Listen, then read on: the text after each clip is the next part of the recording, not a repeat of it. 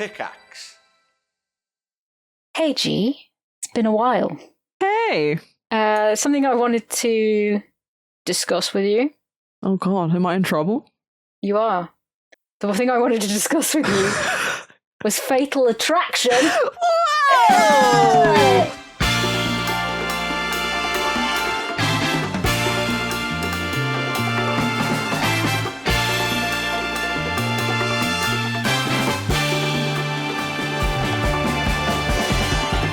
It's a film!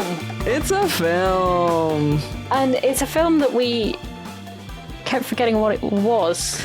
I think it's because there's like a couple movies that fit this, like, which is like funny to say because there's a lot of movies that are like, oh, it's a good cop, bad cop shootout movie, but like this one fits with like, what's that other movie?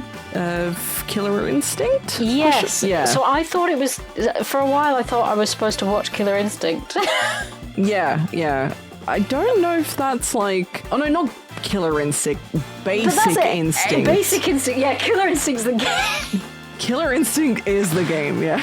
But again, this is the thing, we just kept getting confused. I was just like, okay, which is it this time? Yeah, and it's also reminded me of, I think it's because Glenn Close is in that too, Jagged Edge. Right, oh yeah, Jagged Edge. Yeah. Yeah, so I was like, wait, what? Which one is it? Welcome to YOMP, everybody. Welcome. Where we can't remember what the fuck we were doing because we've taken so much time out, and that is entirely my fault. We did a lot of pre-recording, to be fair, and we were able to give ourselves a little bit of a grace period. And I blame myself because I just absolutely I took that grace period and I threw it back in your face. I went, geez, shut up. I'm going to go fuck off for a month. I'm not going to do anything at all. So that's what we need sometimes, okay? Yeah. I went to visit my mum and my sister, and we went to a pumpkin patch. And I have to tell you about the scare experience. Okay. Is this like what with scare actors? Well, I thought it was going to be like that. Right. Unless I should save this for a fucking bonus episode. I feel like you might forget. I don't know. It happened a good few weeks ago, and I'm still reeling from it. Okay. All right. Well, go for it. I'll just go for it now. So there's this pumpkin patch in Milton Keynes, and it's fucking cool. I've never been to a pumpkin patch before. I don't know whether you have. That's insane to me because I feel like that's somewhere where you would go. Yeah. That feels like a very you place to go, considering you go to graveyards every other day. Every week. I'm like, oh, different graveyard. Whoa. I mean, that's the thing. They were never really a thing when I was growing up, I guess. I don't think it's really a thing in the UK, question mark, or? Correctamundo, my right. Friend. I think it's something that the Yanks have infected us with. Yes. And in a pumpkin patch of this degree, this caliber, you know what they do? They buy their stuff from Aldi or whatever, and then they just take a tractor and they just throw it out onto a big old field. No, are you kidding? Oh my god, I believed you. I was like, what? Basically they do. They harvest them from somewhere else, and then every day they have to take it, like go and restock, right? This is a field the size of it's. You know, it's a massive field. It's enormous. I'm going to Google the patch MK, okay? So, luckily, like, Milton Keynes is actually it's got quite a bit of farm around it. This field is huge. I thought it was just one big parking lot, according to Joe. Yeah, exactly. And they've decided to put some pumpkins in that parking lot. Okay. They do grow things. They grow sunflowers in the summer. They grow like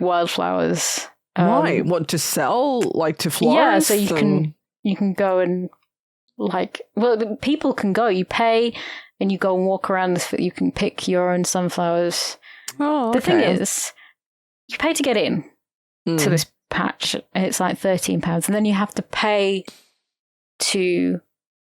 You pay for the pumpkins that you pick. For the pumpkins, yeah. And you don't pick them because that would be effort, right? So you just pick them up and put them in a wheelbarrow, and then take them and you pay for the. So we got a lot of pumpkins, and they have floodlights to light it in various places. They've got various things that you can go and see, like a moon that you can sit on and have a picture taken. Okay. A fucking, what are they called? Not a combine harvester. It's like some kind of farm equipment that you sit on. That reminds me of, I don't know why, because we were doing a video and Joe just started singing Combine Harvester in like a really... I got a brand new combine harvester. I'll give you the key. That's the one! As soon as you said Combine Harvester. That's a national institution. Oh, is it? Okay. You have to sing it in a Zimmerjet accent. Massive fucking field that this is in. And I've got a thing, you know, I'm tired. I've got very sore legs because that's fibromyalgia for you. It just hurts. My feet are burning. And it's freezing fucking cold. It is absolutely icy. For some reason, it's like 7 degrees C. So it's about the same temperature it is now, but it was... That's kind of weird. Because it's like only now just started to get really, really cold. But it depends how like late you were out, I guess. Yeah, it was like 7. Oh, okay. 7 in the evening. And so we went to the nighttime showing. They have a daytime one and they have a nighttime one. Oh. And it's lovely and it's great. And they had a live band. They had a bar. They had food you could eat. Oh, that's nice. It was cool, that, you know, really well set up. They had something called Nightmare on Patch Street. My mum said she wanted to go to this. She said, I didn't do that last time. She was there the week before with my sister because like her friends had invited her out, and it was like, okay, they had a great time. It was slightly warmer. This time round, immediately I start dicking around in the wheelbarrow. Rosie's pushing me around like a corpse. It's hilarious. We go to Nightmare on Patch Street.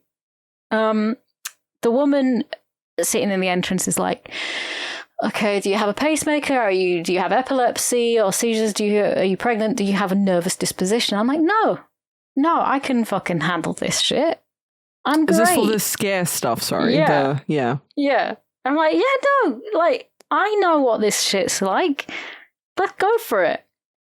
Immediately, you have to walk through what is maybe 6 or 7 foot of, you know, bouncy castles.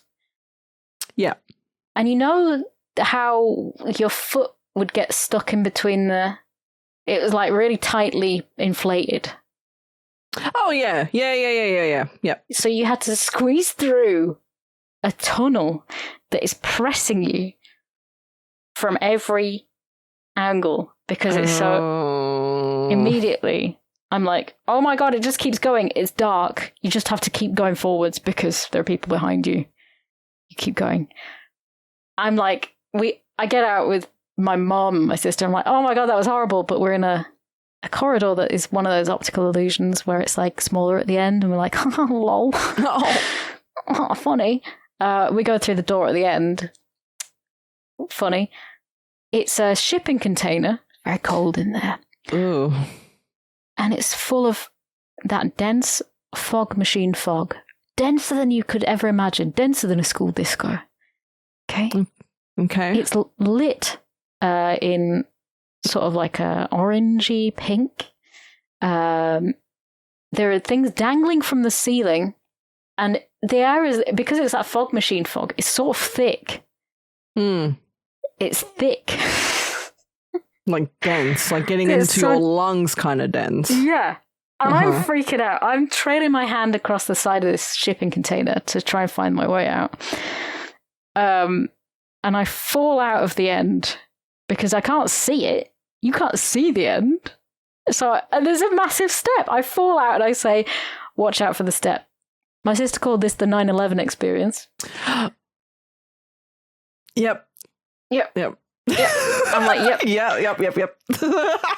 Oh, So Ozzy. immediately I've had my senses, I'm like, oh my God, fresh air. Great. Fucking brill. There's a meat van with like a... So there was no scare in there? No, not in there, no. Oh.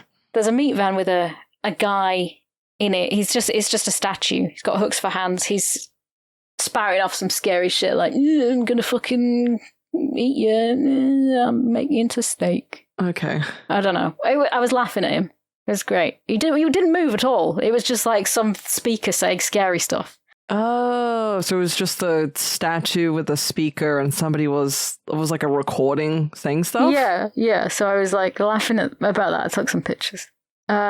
We continue onwards. It's sort of a little bit of a maze made of various farm equipment, bits and pieces. And then there are some portaloos, porta potties, I guess other places would call them. We're laughing. It's hilarious. We're opening doors. There's a tiny little clown sitting on a toilet playing a violin. It's another statue. There's just like a pumpkin-headed statue, but like I'm thinking, nervous disposition, my arse. All right. You go into one of them and there's a really dirty toilet, really dirty sink, and it sort of like that's pretty horrifying. It is, to me. It sprays pressurized air out of the toilet to scare you when you go past it. Okay. So people are jumping because it's like, and you're like, fuck. Yeah. Then there's like wobbly mirrors. Ha ha ha. Funny. And then you have to go in like a cattle thing. You know where they vaccinate cows? Yeah. You have to go through that. I think I've seen, what like that is. It's like metal gates, right? And it's like there's that level in the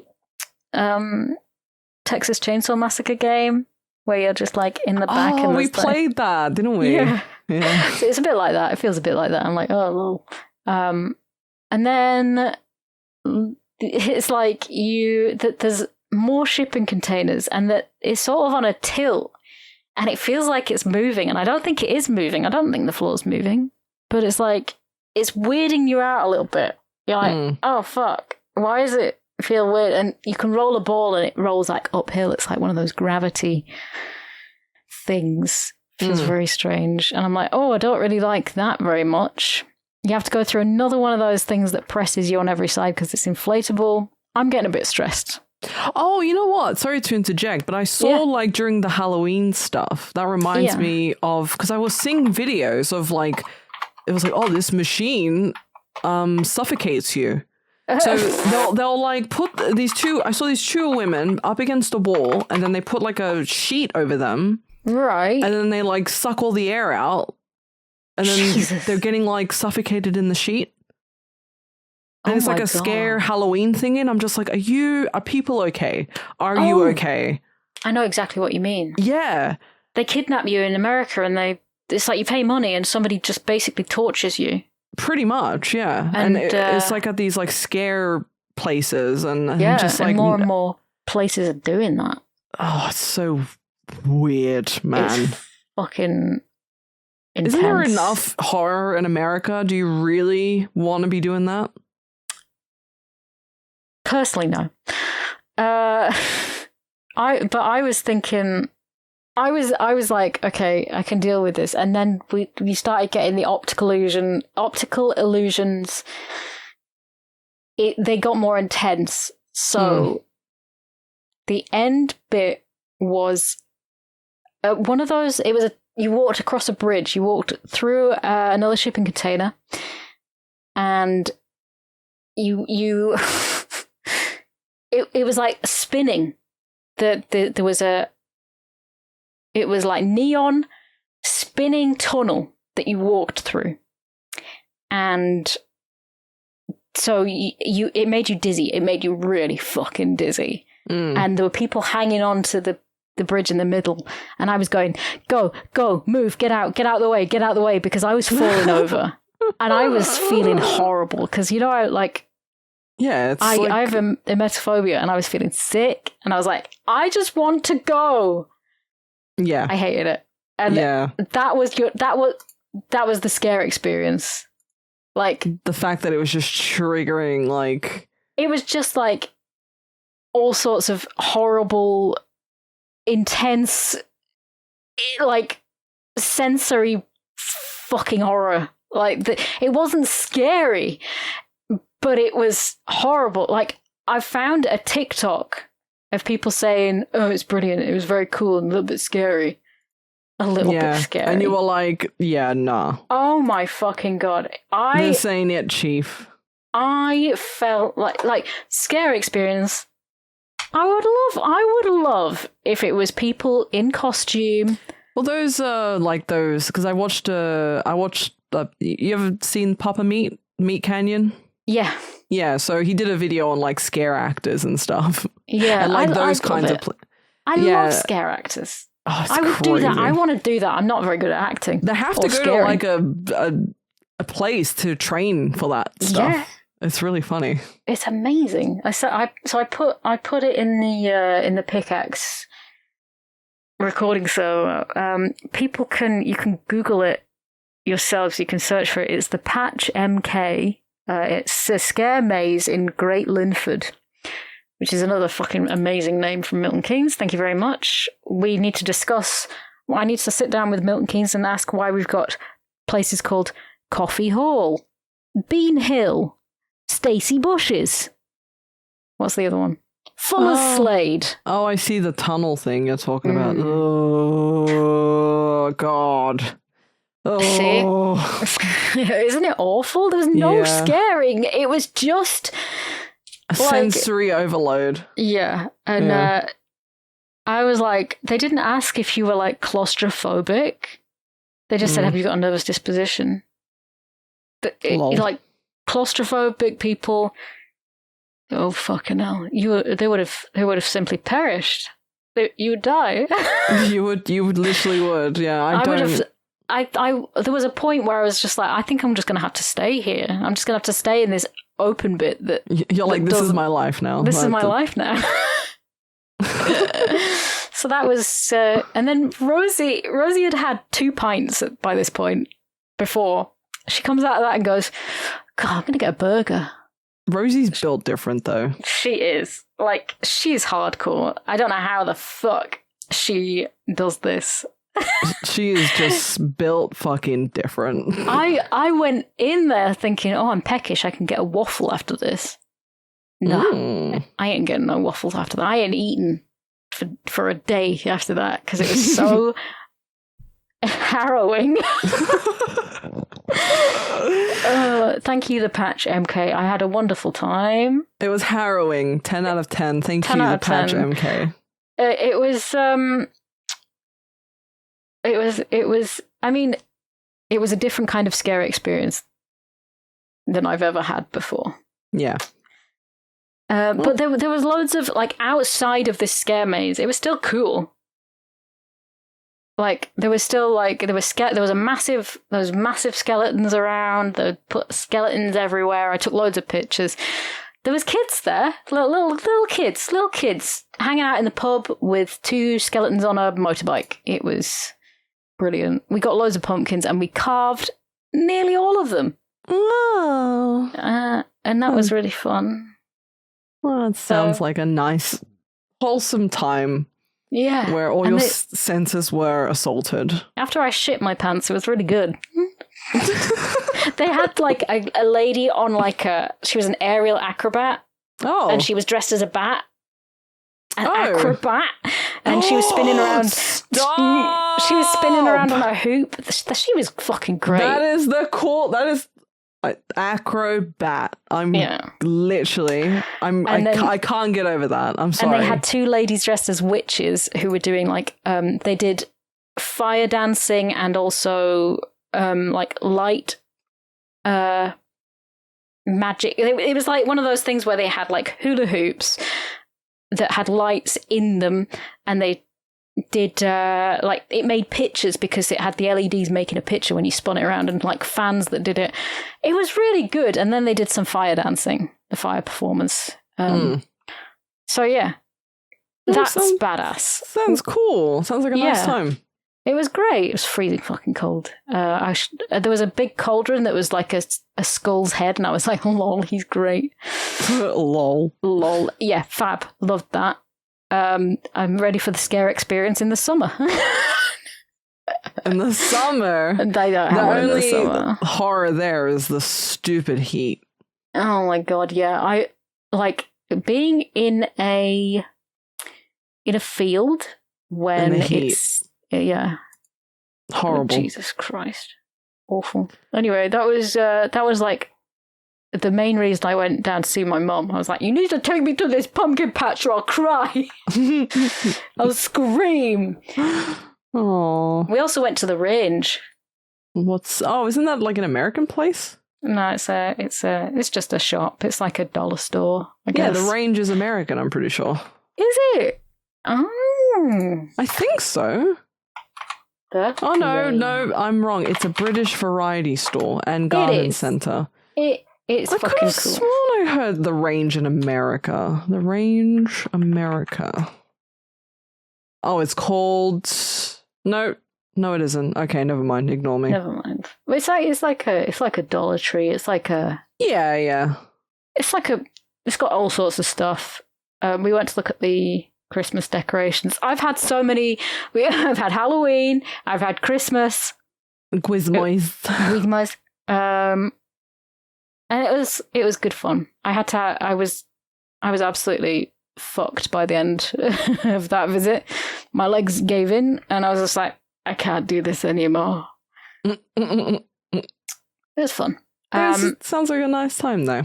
And then I came home and I watched Fatal Attraction. I also got to take home all of the Halloween trick-or-treater sweets that didn't get eaten. Oh. I was like, I'm having these.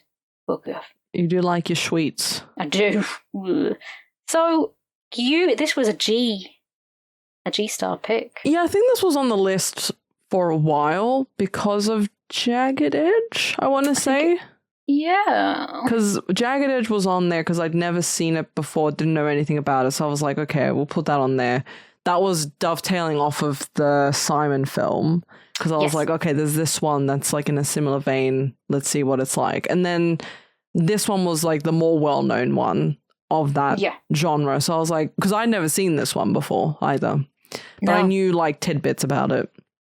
It's a very famous film. It's parodied so often. Yeah. And it's the term bunny boiler has made it into a lexicon as a woman who is absolutely fucking insane. Well, I've never heard bunny boiler, but it's usually they've got eyes like they would boil a rabbit or something. Something like that. Something like that. Eyes like they would boil a rabbit or something. I need to know because I've always heard this. Oh, it genuinely is that phrase. Eyes like they would boil a rabbit is an expression that refers to a person having intense, menacing, or a psychopathic look. It's true. It's true, yeah. It's true. I have seen this film before, but I forgot most of it. I don't think it's very, like, there's not a lot going on in terms of, like, twists and turns. Like, there is a little bit, but... it's like, there's a lot of, like, bobbing and weaving, ups and downs of, like, I'm going to leave you alone, but I'm not. I'm going to leave you alone, but I'm not, you know.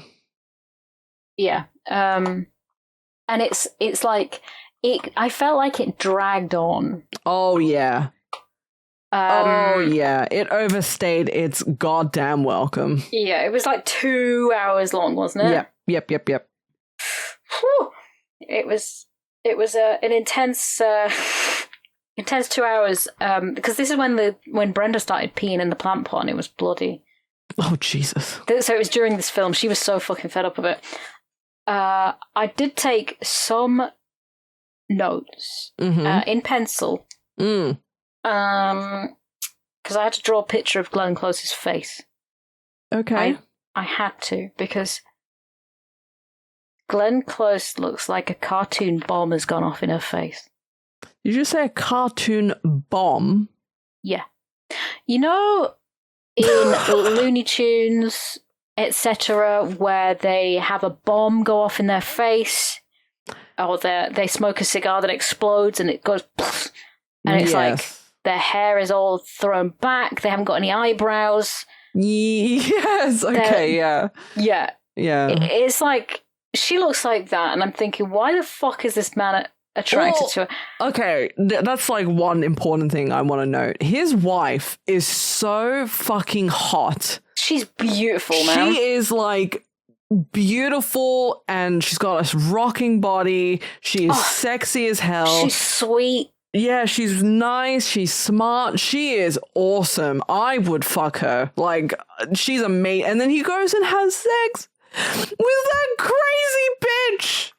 Would you like to tell our listeners who haven't watched Fatal Attraction, or maybe only just heard of it, would you give us a quick synopsis? Quick synopsis. So there's a guy, he's married, they have a daughter, he's a lawyer of some sorts. He goes into work one day. He's like happily married, everything is fine. Goes into work one day, Glenn Close's character is there during this work meeting because she's like a consultant of some sort. They meet at a party. There's like oh, that's true. Yes, yeah. They meet at a party first, and like they look at each other. She snobs his best mate, and but you know, whatever. Yeah. She looks like a car and bomb's gone off in her face.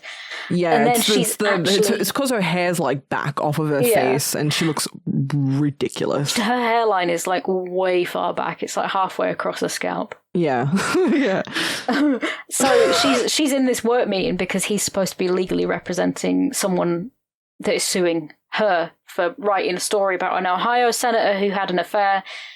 Oh, no, she's representing someone else, I think, as well, right? Yeah, she says that, but I think that she's the author, personally. Oh, okay. We'll get into that. Anyway, They meet, and then his wife's away for the weekend, and they fuck. And well, so the way that happens is, like, she goes away, and then they're going to go because they want to move she wants to move to the suburbs because they live in New York and in an apartment, which that apartment, first of all, is still pretty big for New York. It's awesome. It's really awesome and a very nice apartment. And anyway, so she goes away to look at the house because she wants to move to the suburbs. And then from that work meeting that he has that day, because Glenn Close is there as well. You know, he's finished the day of work, but he's gone outside and his like umbrella's broken, and he's like trying to open it, and like that's how they sort of like connect. You know, they don't like he doesn't like call her or anything like that. It's because like it's raining. They go out for dinner. They go out for like a lunch or a dinner to wait for the rain to go away. And he's like, "Do you have any plans?" And she's like, "No. Do you want to get dinner?" And it's like she blew off her date for that night to be with him. Yeah. They have a very fucking passionate liaison for a night. And then when he's not very interested in anything more than that, you know, he's married, she gets a bit not so. And there's like, so they have they have sex, whatever, then they go out dancing, and then they have sex again in the elevator. So I think that's still in the same day, right? It is. Yeah. It's all in the one night. Yeah, but then there's a few things that I have up to bring up. In that, it's and then it's like he leaves, and she's like, "How dare you fucking leave?" And he's like, "I have to go home. I have to do shit. Hello." Yeah, well, there's a million reasons, but yes, I have to leave. Yeah, and so she gets more and more aggressive and obsessive, and things escalate quite dramatically even after they move away from New York. She will find any reason to be in touch and in contact with this man to make him hers. And it results in hilarity. It is pretty funny. Yeah. So yeah, that's basically the long and the short of Fatal Attraction. Thanks for listening. Goodbye. Goodbye.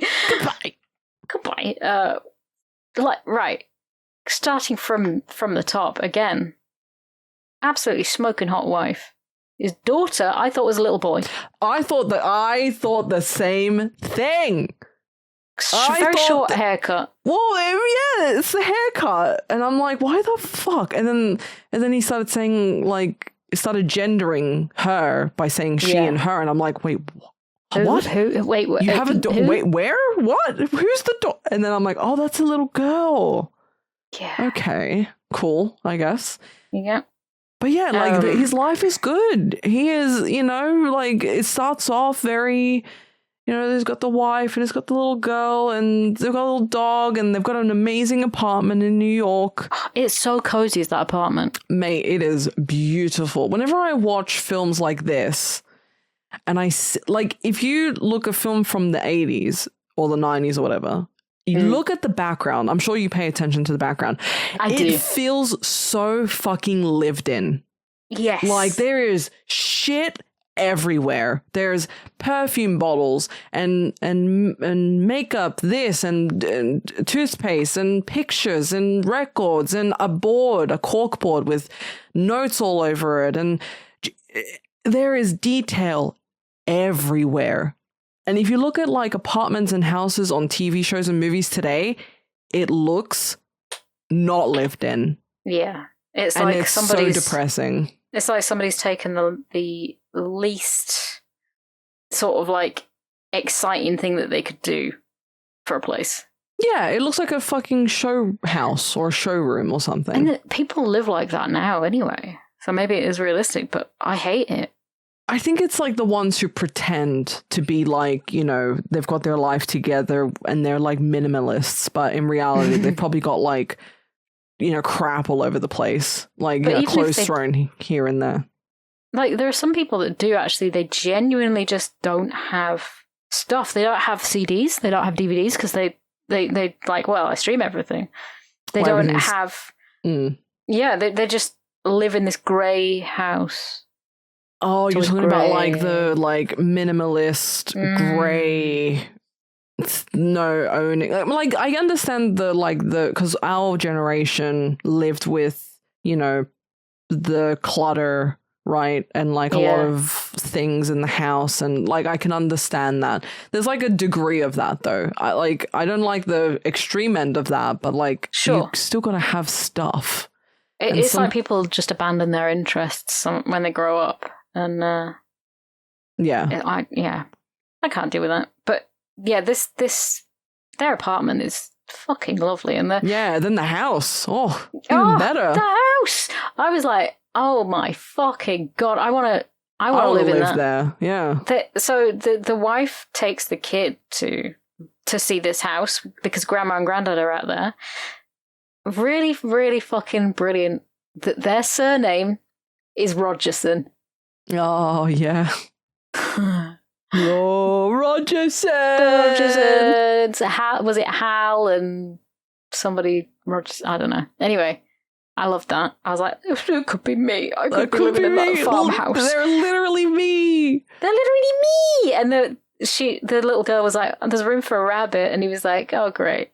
Oh, okay. Yeah. He was like bitching. He's like, oh, I got the dog. Can't get a rabbit. We've already got a dog. And you don't look at the dog. Noah's Ark in here or something. And I'm like, calm down. Jesus Christ. But obviously he's got to work this weekend. And his boss is like apologizing to Noah and saying, oh, I'm so sorry.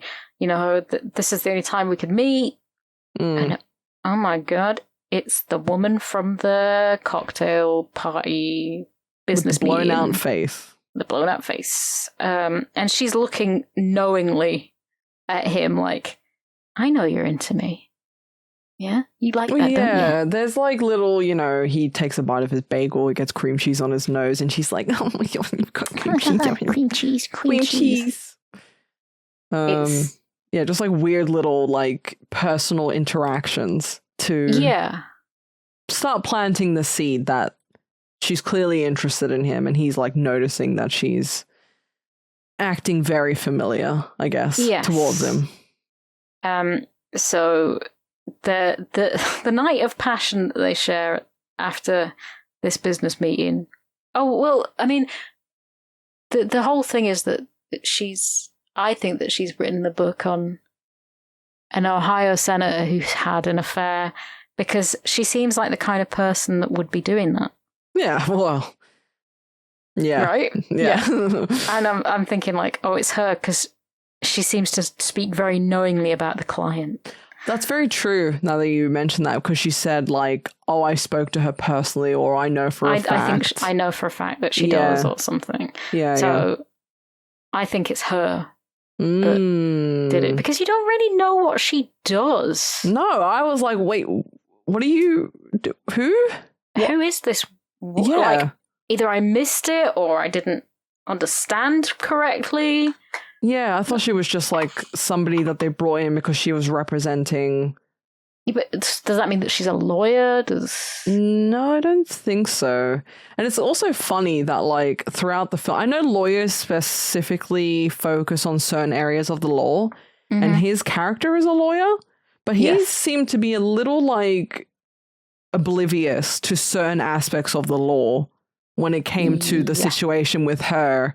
And like he's like, oh, but what if she? What can I do? Because he would go to the police officer and be like, what can I do? And it's like, you should probably know this stuff, right? You're a lawyer. He specialized in like he didn't study like Criminal family criminal law or family law or something as well. I He did like something completely different. Probably like corporate law or something. Yeah, I think it is. Copyright law. Copyright law, yeah. So I don't know what she actually does, and I'm Googling it. Like, I'm looking, what the fuck? Glenn Close didn't know what to do about her character hairstyle. I mean, I think, like, the best she looked, or, like when they had lunch, that first lunch, I kind of like that look, because she's got, like, the blue eyes and that, like, messy blonde hair, and she's wearing, like, a lot of, like, white and gold, and I think that, like, complemented her complexion. So that it's a bit of trivia. Glenn Close didn't know what to do about her character hairstyle, stating, I was terrified. I didn't know what to do with my hair. Put it up, ponytail. I finally said, I'll let it go wild. The acting gods were with me. Yeah, I mean, it suited how crazy she was, so... Yeah. So, the night that they spend together... I mean, of course, they make passionate love... and it's really hot. They're just going for it. They're in the kitchen of his house? Question mark. No, it was her apartment. Yeah. Yes. Yeah. I thought it was his house originally, but then yeah. So he has her up on the sink, and the tap turns on, and she's splashing water in his face, and I'm like, fuck's sake. It's hot, dude. I would have left at that stage. What are you doing? Stop splashing me, man. It's that passionate, like, I don't care what's happening around me. The shit's gonna fall off. Shit's gonna break. The tap can be running, you know. It's the fact that his, like, fucking trousers were, like, around his ankles and he just did not stop. Well, you just don't, you know. You never had a man do that? Don't think so. I'd feel like you look like a fucking idiot. Just imagine it like afterwards you've got to shuffle it off afterwards. Come back! I didn't mean to splash you. I'd be like, please never call me again. You look like an idiot. I'd never be able to scrap that fucking... I mean, I guess he's holding her, so she wouldn't be looking at him, but looking at it just looked naff. Yeah. I mean, looking at both of them, I was thinking, I don't know. Yeah. I don't understand this pairing. But I guess it's supposed to be... Well, especially considering how hot his wife is. I mean, yeah. I think that was a big... do you think that was the point of it? No, the point was in the beginning, you know, like, he knows she's hot, obviously, but, you know, he's like, I think when he went to go climb in bed after the event, like, their daughter was in the bed, and it's like, oh, fucking woe is me. Yeah. Womp womp, dude. I remember that, yeah. Like, they go to the event, they come back, he's getting ready for bed, the kid's already in bed, and she goes, sorry, it's just for tonight. Yeah. And he's like, I can't believe we don't get to have sex. Yeah, like, fucking get over yourself. Jesus Christ. What the fuck? But do you think the fact that it's like, it's just this average looking bloke and this quite. You think he's average, Michael Douglas, especially when he was like younger? I don't see the appeal in Michael Douglas. I think. I mean, I wouldn't, but like I'm trying to see it from like a woman's perspective in the. I'm trying to see 80s. it from a woman's perspective. Just any woman. Just generally from a woman. Like, what is the appeal? I don't know. He's all right. Like, for a man in the 80s, right? No, I'm looking at him in Wall Street in 1987. I just do not fucking... you know where he looked the best? Where he was an incel. No, I'm just kidding. What's the Falling Down? It's a Falling Down movie? Have you ever seen that? No, hang on. Oh, mate. He's literally incel core in that movie. Falling... Hang on. Oh, I fucked up. Falling Down. Falling Down. So William is 93. An unemployed defense worker who is frustrated with the various flaws he sees in the society. I know this one. Yeah. And it's like basically he like puts up with a load of stuff, but then he has like one really bad day where he's like, I've had enough. I remember this. Yeah. Yeah. Crazy movie. So yeah, he's more attractive in this than he was in that. Yeah. But like, it's like Glenn Close plays a woman called Alex, and it's like she thinks she's hot shit. I mean, she's got a nice body, I guess, but yeah, but she's walking around and like there's this the bigger guy is like trying to chat her up, and she's like, no way, and you can tell that the way she acts towards Michael Douglas is like, I can't believe that you're not spending time with me because I'm so fucking brilliant. She does think, well, you get to see what she's really like later on. She does that thing where some unhinged women say that they're like, she was like, oh, you're gay. She drops the F-bomb. Oh, yeah, it's brilliant. Yeah. She's like, so if you're not into me, you must be gay. You must be freaking gay. And I like, it always sends me over the edge whenever like women like. If you don't like me, you're obviously not into women because I am the ultimate woman. Yeah. So clearly I mean, listen, I'm not, young Glenn Close, not really into that. Like she's got a nice body though. So, whatever. Maybe he's like, oh, she's a business bitch. And bitch. You know, I'm kind of into this for like a one night stand, which is like, that's all it was supposed to be.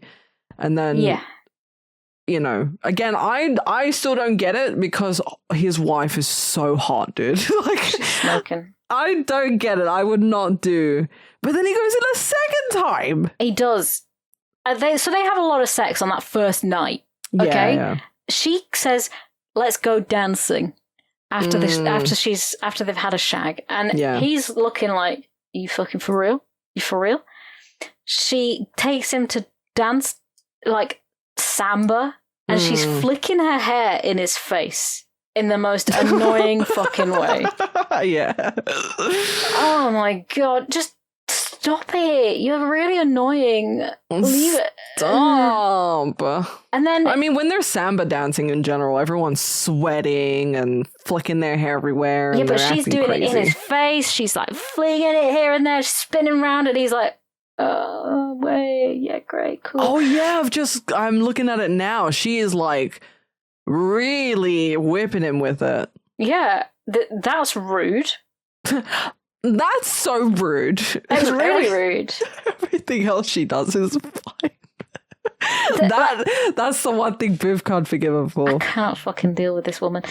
But then, right? So then they have sex in the elevator. She goes down on him, and she presses the stop button for the elevator. And then he's like trying to make it go again because somebody's walking around. She's so wild, and that's great, I guess. Good for you. And this goes on. His wife, he calls his wife or something. His hot like, wife. Sorry, his hot wife. He was like, I was working late. I was out with so-and-so at a business meeting having dinner. And she's like, I'm going to stay. The house is great. For, you know, as an extra. They're there for a weekend, spend time with family. He's like, okay. So he goes to her house, obviously. Yeah? Who? The Alex's house? Yeah. Whose house? Yeah. Well, I think she like calls him and she's like, where the fuck are you? Like, well, I woke up and you weren't here. Oh, yeah. Yeah, because he obviously like he wants her, but like not like that, you know. He's married, right? Not he's like, that much. Yeah, it's like I'm married. He's just a typical man. He's like, I just want to lay and like sayonara, okay. But yeah, exactly. he's like, no, I left you a note, and she's like, oh, okay. Crazy bitch intensifies. Like, I get. Yeah, I get it. Like, especially if she's, but I would have at least woken her up and said, "I gotta go. I'm really sorry." I mean, some men, whenever they have like a, you know, one night stand, I've never experienced this, but I imagine from everything I've ever seen in a movie or a TV show, you know, some people just get up, grab their clothes, get dressed, and then they just fuck off. They don't even wash their penis. No. And that is disgusting. Wash your penis. Wash your Wash your damn penis. And this is the thing, right? We find that they did not use protection. Oh, that's another thing, you know? That is another thing that I really want to ask you about. Yeah. Do you think she was actually pregnant? I don't know. Right. I think there's a possibility that she was, but you don't actually get to find out properly, do you? Well, he rings her doctor. Oh, yeah. And the doctor said, but like, it doesn't matter. Like, that could be some other crazy person she knows, you know? Yeah, exactly. But I think, that's a good point. I think it's probable that she was pregnant because he would know that this is a doctor's office. This is a proper doctor. Like, yeah. He's not stupid. Yeah, because I was like, because, you know, it's very tropey that in a lot of these kinds of movies and TV shows that in order to get a guy to stay, it's like, oh, pregnant. Baby trap. Yeah, baby trap. And they say that, and it's like they're either not pregnant or they're pregnant with someone else, or yeah, you know, it's a way to keep a man in your life when you and it counts. You know, it's horrible. It's abusive to even consider doing that. Like, yeah, for so many bloody reasons, but yeah. So I couldn't tell if she was like, you know, because she's clearly crazy and she will do and say whatever. Exactly. But there are like I do like I like the moments of semi-normalcy within her, because like she would act crazy, but then there were moments of like not normalcy, just like not coming on too strong, I guess, in order, because there was like a slow burn build up towards the crazy. You know, she started off and she's like, oh, I understand. No, I understand. Yeah, you're married. I understand. And then it's like, okay, so she kind of gets it. But then she would do more and more shit where she clearly doesn't get it, you know? She's me. She's me. She's literally she's literally me. This movie is literally coffee cup, coffee, women. You know, that... Women. So right, there's more things where he should have got out of here instantly. Yeah, but she knows where he works. Yes, she has his phone number. Yeah, she has his phone number, so you're kind of fucked, my guy. I mean, I think that's the moral of the story. Yeah. But they go to the park. They're having like this weekend together. They're running around, you know, with the they're having dog. With the dog. Like, ha, ha, ha. And then he pretends to have had a heart attack and fallen over, and she's freaking out. And he's like, I fucking fooled you. And she was like, don't joke about that. My dad died. And he's of like, a heart so attack, sorry. Specifically. Yeah, when I was 9 and I found him. And then she's like, just kidding. Yeah, I was like, what the you bitch.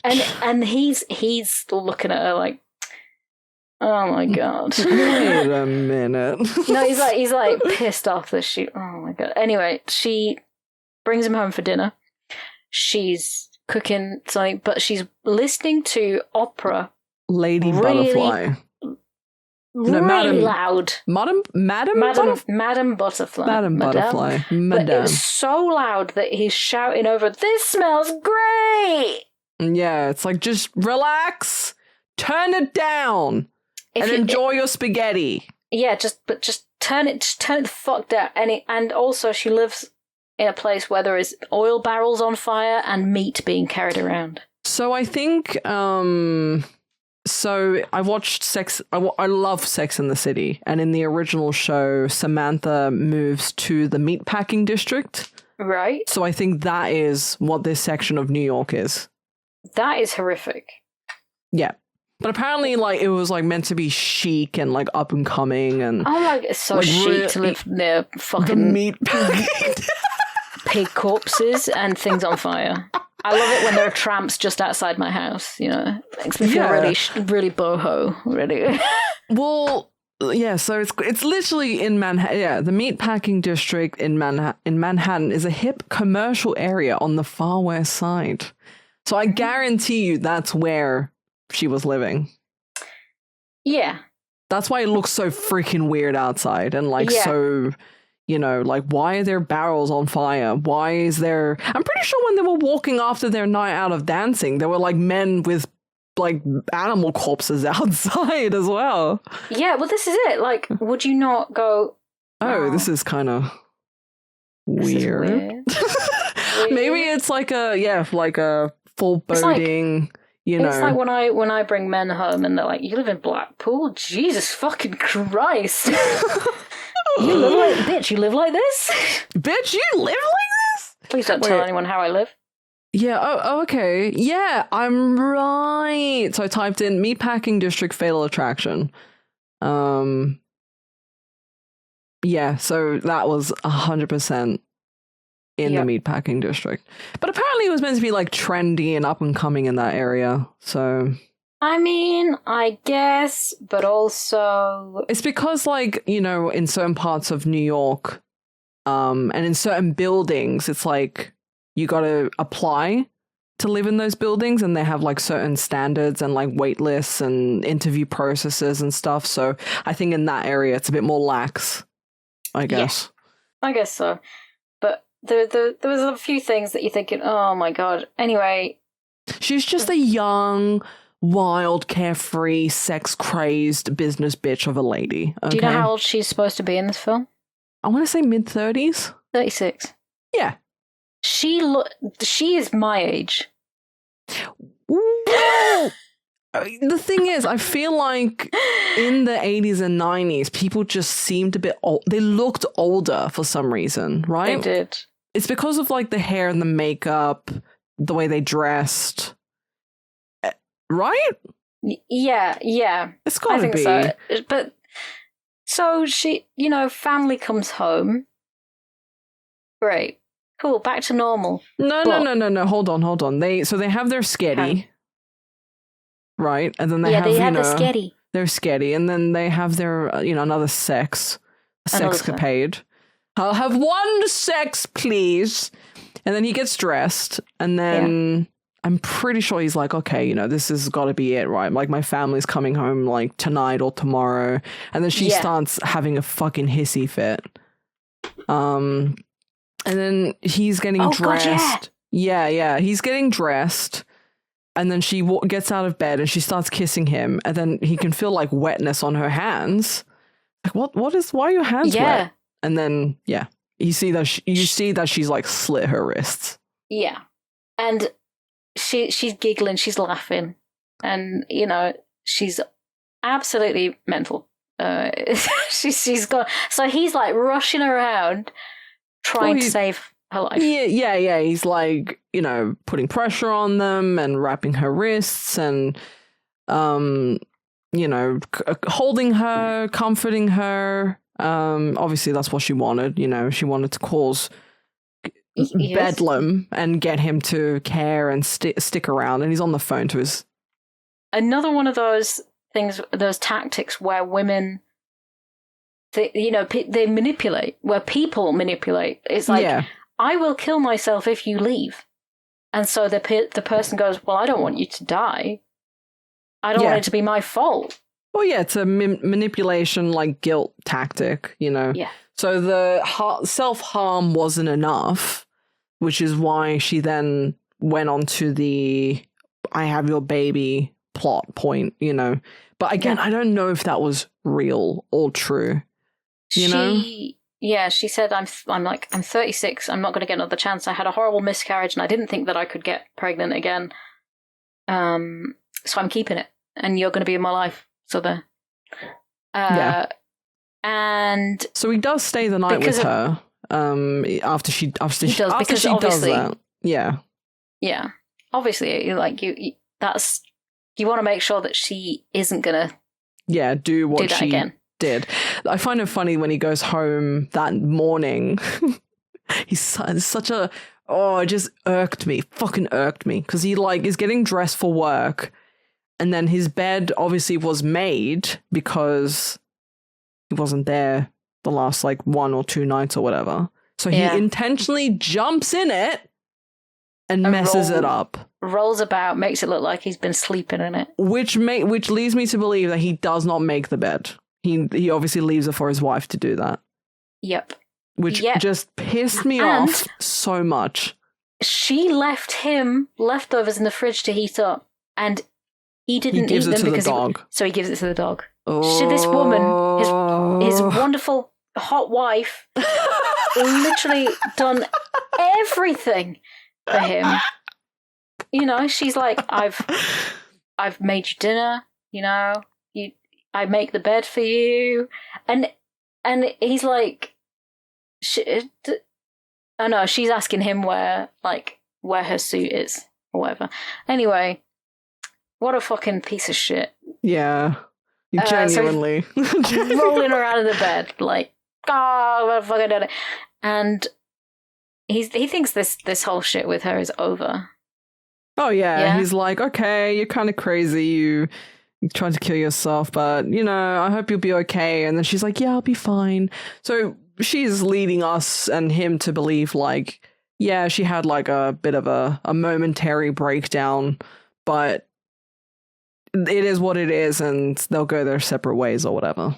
Yeah, like he thinks that they've got an understanding. Like, I am married, and I thought she said she was very discreet, right, in the cafe. So they thought they were on the same fucking page, and alas, 'twas not to be the case. I can't remember in what order that everything happens. Okay. Yeah, so I've gone a bit mad. Well, there's a lot of like up and down, right, with her and what she does to him. So that's honestly understandable. But yeah, his family comes back home and the wife is like, oh, you know, we'll go see the house or whatever. You know, and the agent is showing them everywhere and they're looking at the rooms and he's like, oh, this is going to be my office, and they're happy. Everything's great. And then he goes into work the next day, and look who's sitting on the couch. It's Alex! Oh my god. I can't believe it. With her business bitch, leather, puffy. I mean, it's kind of a look. Mate, I'll give her that jacket. Awesome, right? It took me out. I was like, why the fuck is she dressed like this? Yeah, it's fucking amazing. I think she wears a lot of black and white, I guess. And I don't know if that's like symbolic of anything. I'm sure it is. There has to be a reason. She's always wearing either all white or all black. Right. Yeah, I don't know if there's like a reason for that, but I don't know. But that jacket, I was like, why is she dressed like a clown? Like, what is with these shoulder pads that are so enormous? I was kind of half expecting her to be wearing nothing underneath. I'm not gonna lie. You know, the whole like I'm naked under here trench coat. I'm naked under here. Yeah, it's but she pretends that she's looking for a place to live, an apartment. She wants to move in, right? Oh, no, that's later. Yeah. No, the reason why she shows up to his office is because she's in his office. Yeah. Yeah. Because she was like, "Oh, I've got 2 tickets to Madame Butterfly, and I thought you'd want to go. Let's be friends." And she gives him a hug, and you know she's acting normal, but he's like, "Okay, things are getting a little fucking weird," and then it cuts to her just like, now. I'm just gonna put it. Or put it on the side. Yeah, I'm gonna put it on. Yeah, so it's like he does not want. Obviously, he does not want to spend time with this woman. Well, I mean, I want to say he's married. Why doesn't she get the picture? But also, like, he did start. You know, he did cheat on his wife, so it's not like it's all her fault. He did fucking give the wrong impression and the wrong idea by sleeping with her multiple fucking times. Yep. But it's yeah, kind of like at this stage, you're like, he gets everything he fucking deserves because he's so. Like, I mean, I feel bad for the wife because she gets caught up in a lot, you know, and the kid. Well, this is it. Like, it goes too far. Oh, yeah. I think like, oh, you know, he deserves to feel guilty, to look, you know, to feel horrible, but when, you know, obviously when she brings the family into this. Well, yeah, that's that because she wants to get him where it will hurt. Yes. Yeah. And it does. It really does. You do not go for the family, mate. Well, yeah. It's especially like the little girl. Like, she didn't do anything to the little girl. She was like pretty much like lovely to her, but that's not the point. The point is she still fucking kidnapped this little girl without the mom's knowledge and just. She could have done anything.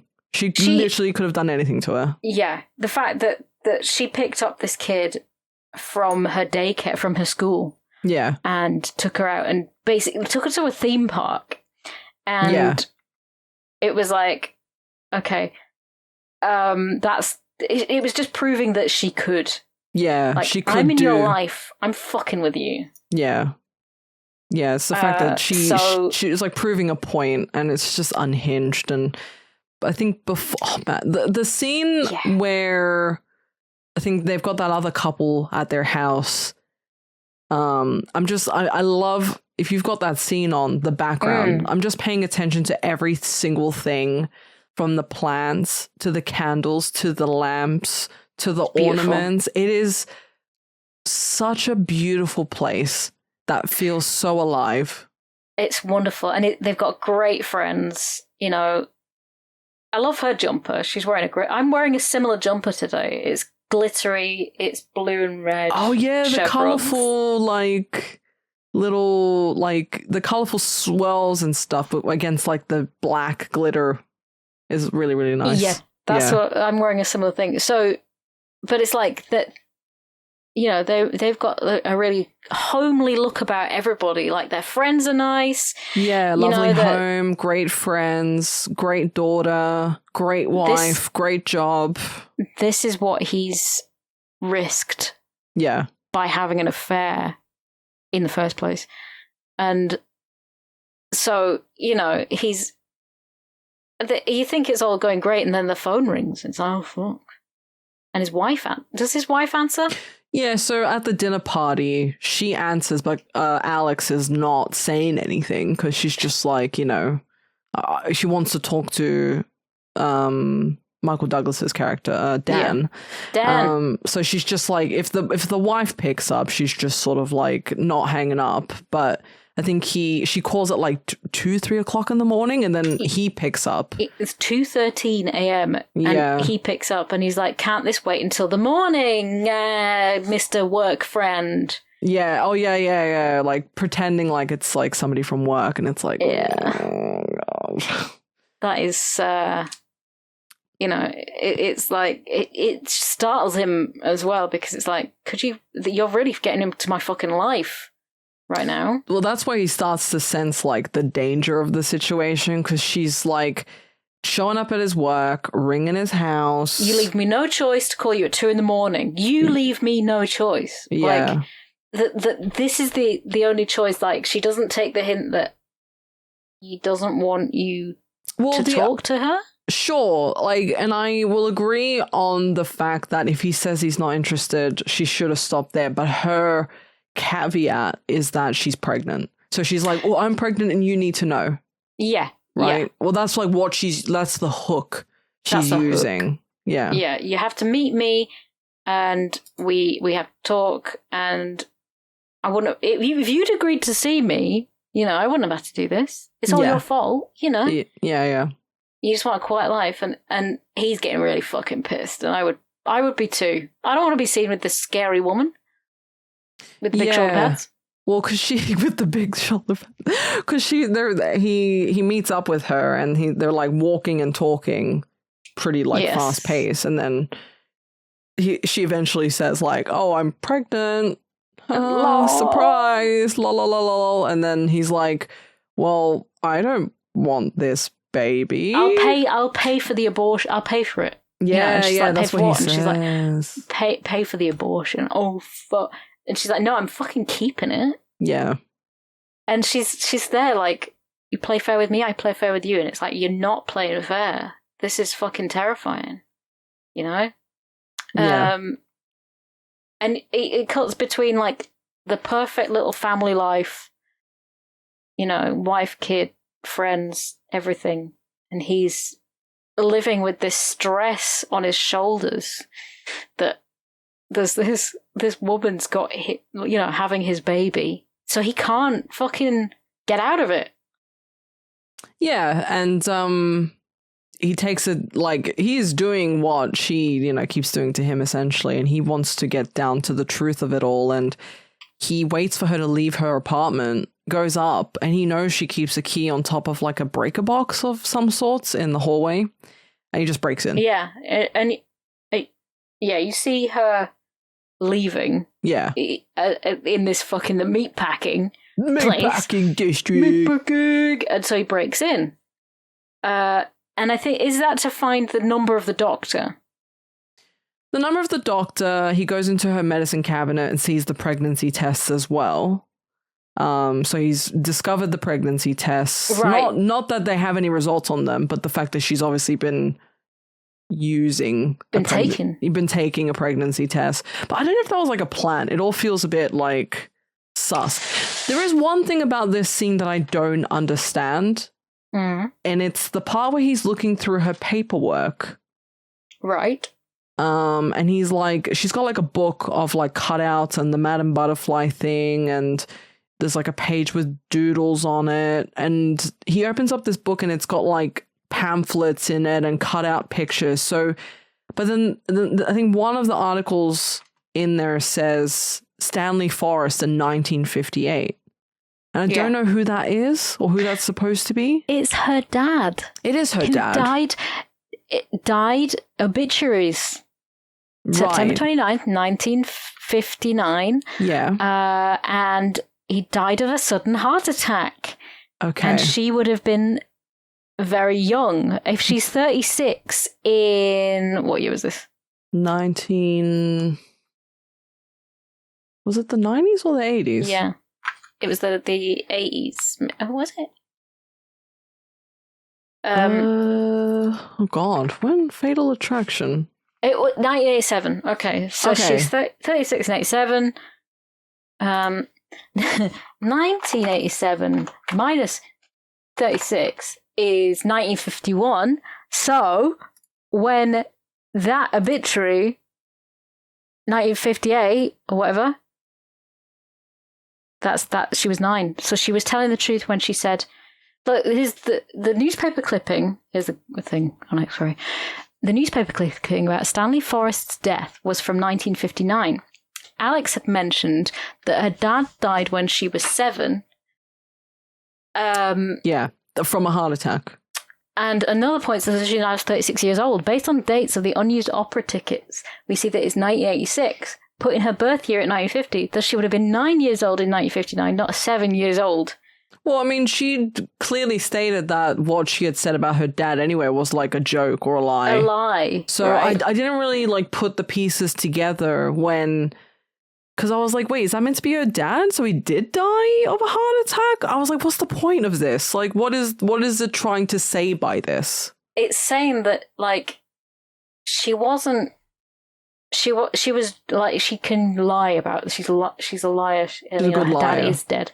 Okay. And also, but I mean, his name is spelt with only one R. That's very upsetting. Her name is 2 R's. Yeah, so basically the fact is that she told the truth at first, then she was like, no, I'm just kidding. Don't worry about it.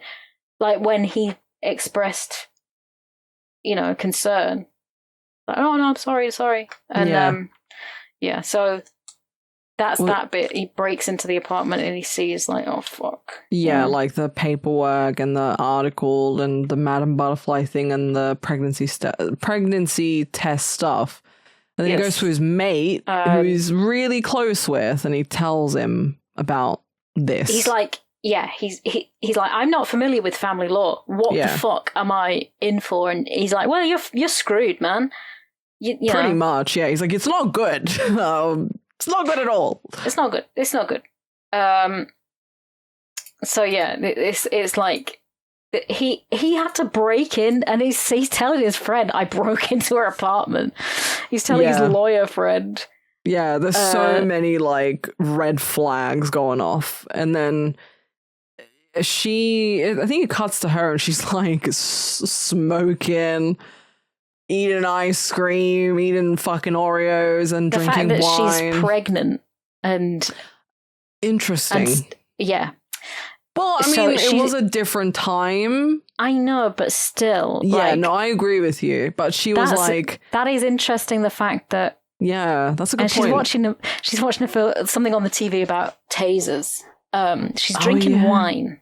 And you're thinking, hang on a minute. Like, wait a minute. Yeah, I actually didn't put two and two together there. But she's eating, like, Oreos, chips, ice cream. She's smoking. She's depressed. Like... This is, you're thinking, like, if she's actually genuinely pregnant. Well, I guess, like... should she be doing this? I don't know how bad... Like, I wouldn't fucking do it, because, like, Jesus Christ. But, like, how early on in the pregnancy...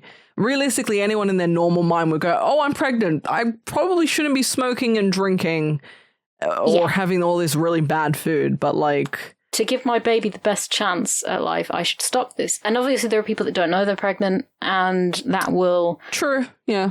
Of course, that people continue to do their normal life, which includes smoking, drinking, taking drugs, whatever, eating like shit. So, yeah, it's a bit tricky. She can't get through to his house because he's disconnected his phone number. Or he's changed it or something. Yeah, he's disconnected, and the operator says, no, it's disconnected. And she says, it's an emergency, I get in touch with him. And the operator's like, no, we can't do that. And she's like, fuck. So she finds a different way to speak to him. So it's way worse than calling his home, I can tell you that much. Yeah, he walks in, she's there talking to his wife. His hot, beautiful wife. Perfect wife. He looks at her and she's like, glad to meet you. So he shakes her hand. Oh, yeah, no, we met. Yeah. And as they shake hands, you see that she's got the scar on her wrist from where she slit her wrist. She says, oh, we met, at that party. It's like she's good at lying, she's good at acting like nothing's wrong, and he is fucking shaken. Oh, and he's like, no, shook. I'm just tired, man. His wife's like, she's having a baby. It's lovely, there's babysitters everywhere. You're gonna love it here. We raised our daughter. We want to move to the suburbs. Is it nice? Acting like it's completely fucking... Yeah, because the wife has no idea. Have you found a place? Yes, in Bedford. Oh, so Oh, yeah, that really narrowed it down for her. Yeah, and then from there... Yeah, oh God, big mistake. So now she'd be able to find where he lives. So... Oh, I gotta run, bye. I like it. I really like it. It feels nice. I'd like to think about it. And the wife gives her the new phone number. Oh, yeah. Well, because she goes there on the, under the guise of, I want to, move into this apartment, and how do we get into contact? Under a normal circumstance, that would not be unusual. But clearly this woman is very manipulative and conniving and will just do whatever. But I mean, the fact that she didn't have any like slits on her wrists before, like how many times has she done this before? You know what I mean? How many times has she gone after a married man and shit hit the fan, or he didn't want to be with her and then she acted like crazy? You know what I mean? It feels like she would have a track record of doing this stuff, but I don't think she has. I went completely nuts over a boy when I was 15, 17. 17. I went completely mad. I phoned his house. His dad told me to stop it. I wrote him a letter. Oh, God. Oh, we're friends now. He's a lovely, lovely man. But I went completely bonkers. I was like, I know you're with her. I know you're with her. Oh. I was very depressed. I mean, listen, you know, when you like someone, your emotions get the better of you. Child. Well, you were also very young. Yeah, and this woman is a 36-year-old woman. I learned my lesson. Yeah. So, like... Promise. Promise. So, like, I get it, but, like, yeah, I'm just curious to see, like, has she behaved this way before? And does she, like... Because I think she's like, oh, it's always the married men, right? That, so like, she whenever has done she's it before. Yeah, but I don't know if she's ever, like, flown off the handle like that before. Because obviously this one ends very badly for her. Yeah. You know what I mean? So it's like, has she done this before? Has it ended, like, in tears before? You know, she's clearly taking this very, very personally by slitting her wrists and doing what she's been doing with him. She's acting like that this was not just a weekend. Oh, yeah, she wants him. She will have his baby. She loves him. And she's acting like that this has been an ongoing affair for months and they've fallen in love because she says, you know, it was when they were walking around, she's like, I love you. And he's like, oh, my fucking God. Yeah. I mean, again, I blame him, you know, because like, you could have stopped her in her tracks. And, like, yeah, there might have been an attraction there, but, you know. A fatal one. Yeah, I think I would have liked it a bit more if fatal attraction, maybe. For who? Because I wasn't sure who was going to, like, die at the end. I was like, is it going to be him or is it going to be her? Or his wife? Or maybe his wife, yeah. His kid? You don't know? Yeah, because I'd never seen it before, so I was like, oh, I wonder who will die. But yeah, like, I don't know, I maybe might have liked it a bit more if he didn't actually have any sort of, like, sexual relations with her. Would that have been more interesting? But I feel like that's the sexiness part of it, that he, like, has sexual trysts with her. And that's, people are like, oh, that's saucy, you know. It's part of the allure, you know. She's not just fibbing about it. She's not just into it. So he can't deny it because that is his baby. If she's having a baby, it means that he can't say to his wife, she's lying. Yeah, that's a good point. But yeah, they move into the house. So they move out of the apartment. Just after, though, he says, if you tell my wife, I'll kill you. Oh, yeah, he shows up. Yeah, that's true. It only takes a phone call. So, but she has the number. So the phone rings as they're moving in and he drops a fucking table. It was somebody else. He thought it was her, but it was like one of her friends or something. Like one of their friends. He thought it was Alex. Yeah, sorry, my mistake. He shits himself and he's like, oh my God, she found the number, fuck. But then he calls his wife, and then, because he's at work, and then he finally gets the little girl the rabbit that she wants.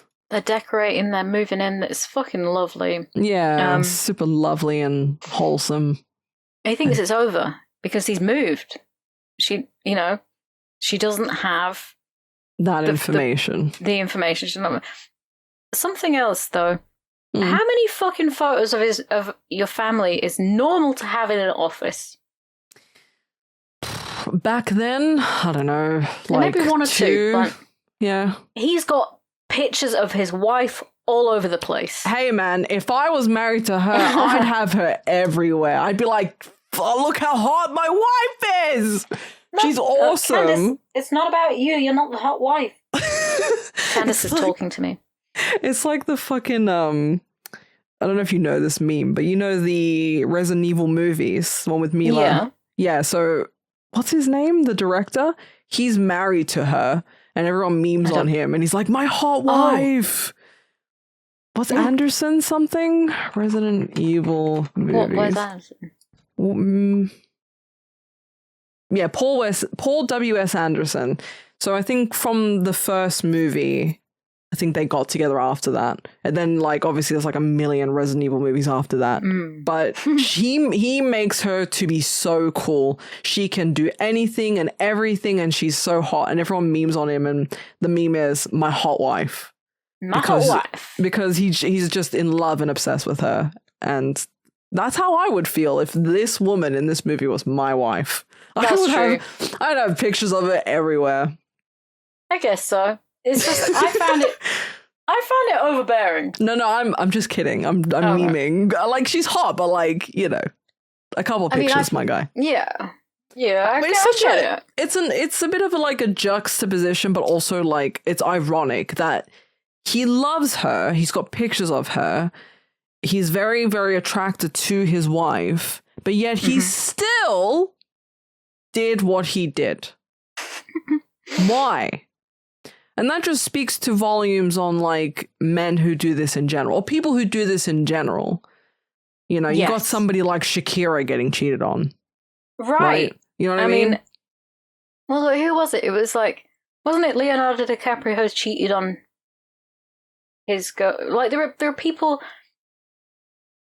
But it was somebody cheated on like Anne Hathaway. I can't remember. Was it Brad Pitt? I don't know. I can't keep up with these things. No, that's fair. That's totally fair. Someone cheated on someone that was so fucking gorgeous and wonderful and beautiful. And they said, you know, you can be stunning. You can be everything. Yeah, you can be literal perfection. And then you're still... somebody might still cheat on you. It's not your fault, you know? No, it's not. It's just... The older I get and like looking at this movie and like he clearly doesn't have a bad life at all. Like he's got a really good job and everything is going for him. But for some reason, and not that like if his life was shit that it would justify him more. It's just bizarre to me that like, you know, even in this movie where everything is pretty much perfect for him, that he still did what he did. Yeah. It's kind of mind-boggling. Yeah, it's mad. It's like, just because this happens, and it's like, it wasn't his wife's fault. He had everything. Yeah. And he still just was like, eh. It's kind of fascinating to me. But it's just like the same stuff with like Charles and Camilla, you know? Like Diana was beautiful and like gorgeous, and she seemed, you know, pretty perfect and whatever. You know, you don't know people. Yeah, she was so kind to everyone, and yeah, you don't know people personally, and like we'll never know. But like he not that it just wasn't enough. She loved him, I'm pretty sure. Like that was the whole thing. Like she was in love with him, or she did, you know, have very strong feelings for him, but he just never felt the same way because he was in love with Camilla. It's That's the thing, and it's like he wanted to be her tampon or something. I don't know. Oh God, yeah. there's the tampon gate. Tampon gate. So, oh God. Yeah. So he's like, I got her a rabbit, and he gets to his car because he's like obviously going to drive back home, and then he finds the parking attendant isn't there, which was weird. Yeah, but. He gets handed a package as he's leaving the office. Oh, yes. And in that package is a tape.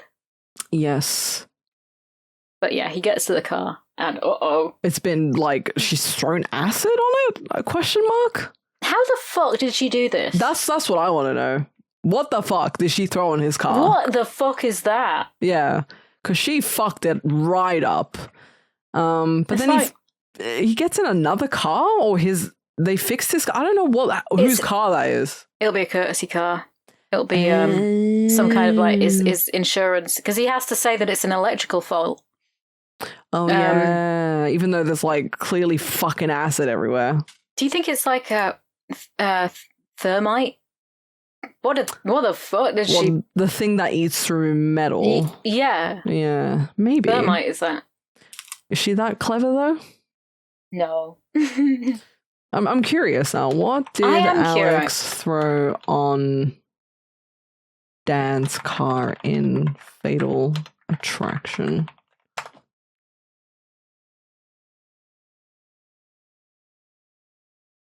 Okay, I'm getting nothing. I've just Roger Ebert. I'm getting a review. Ebert. Oh no, it is. Oh, Ebert. Sorry, it is acid. It's just How the fuck did she find that acid? That's a good question. That's the only thing I can find about that scene. Or I guess if anyone's watched this movie, if you know, let us know. Because I don't just have acid just hanging around my house, you know? Yeah. I can't, you can't even get hold of acid that will eat through a car. Well, I guess she's crazy and crafty and has her ways. If she like really wanted to do something like that, she'd be able to figure it out. But yeah, it's kind of like mental. But yeah, he gets the courtesy car. She's tailing him. Obviously, he's got a bit of a drive back home because he now lives, you know... in Bedford. In Bedford, away from New York. New York. And he's listening to this horrible tape. Oh my god, the tape. What a mixtape. Normally when you like someone... you give him a mixtape. Play this together, you know, like, oh, you know, I really like you. In this one, she calls him the F word. Yep, calls him gay. In the worst way possible. Because if he is not attracted to her, if he doesn't want her, clearly... he must love men, right? Yeah, of course. It cannot be any other reason. And this is a very long... it's very long tape. To the point where he didn't even finish it in the car. He had to listen to the rest of it, I think, in his home. Yeah. Oh, crazy. But yeah, she's like followed him home. So she knows where he lives now. And she's like looking... at the family indoors, and she's like throwing up. So yeah, he's gone upstairs into his like little man den and he's listened to the rest of the tape, and he's gone to the cops, and the cops are like, well, we can't really do anything. We kind of have to catch her in the act, which is kind of crazy if you think about it. It's bullshit, surely. Oh, it's mental, but I'm sure it's true. I mean, we've both had our fair share of these cases, and I have, you know, had to go to the police and make statements, make reports, and they say, yeah, well, we can't go around and tell them to fucking stop it. Yeah, you know, we have a paper trail at least. Yeah, because I guess in his situation, he doesn't have proof. Yeah, of things that she has done that would be deemed illegal, because that's the whole point, right? It's not just a case of like she's doing really weird things like claiming she's pregnant. It has to be like an illegal act, and like I get what the cops are saying, but it's like, oh god, you know. But I do think is harassment. It is, yeah. It's 100% harassment. It's crazy to me that they wouldn't step in. Yeah. Or try to do something. But yeah, it's she knows where he lives, and this is when things started to get very fucking... yeah, this is like endgame, like, you know, shit's hitting the fan. We're about an hour and a half in now, you know. Yeah. Daughter's got the perfect, you know, little bun. Perfect wife who's been decorating the house for him while he's working, big shot lawyer. Sweet little girl who's she's singing songs to the grandparents, and everything. You know, Howard Rogerson, that's isn't it? Joan and Howard Rogerson. She's doing a parents. She's doing a little show. I don't know whether this is for school or whatever, because she's reciting the lines. And it's very, very cute. She gives him a cuddle. It's all like, oh, nice. And then the next day, is it the next day? Or when? No, they get back. They get back from the grandparents. Yeah. The little girl's running out to see Bun Bun. This is the iconic scene. Yep.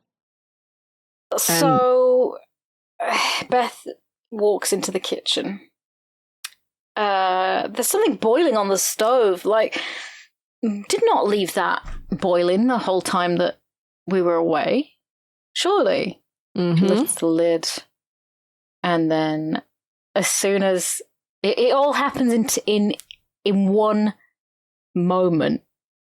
Right. Well, it cuts to like, it's like showing the scene where she's about to open the lid and then like the little girl running to the rabbit. She's about to open the hutch. Yeah. Yeah. Which I kind of like the two scenes playing together as it like unfolds, because it's like, what the hell has she done? Like, oh no, has she really killed this poor little baby rabbit? Yeah.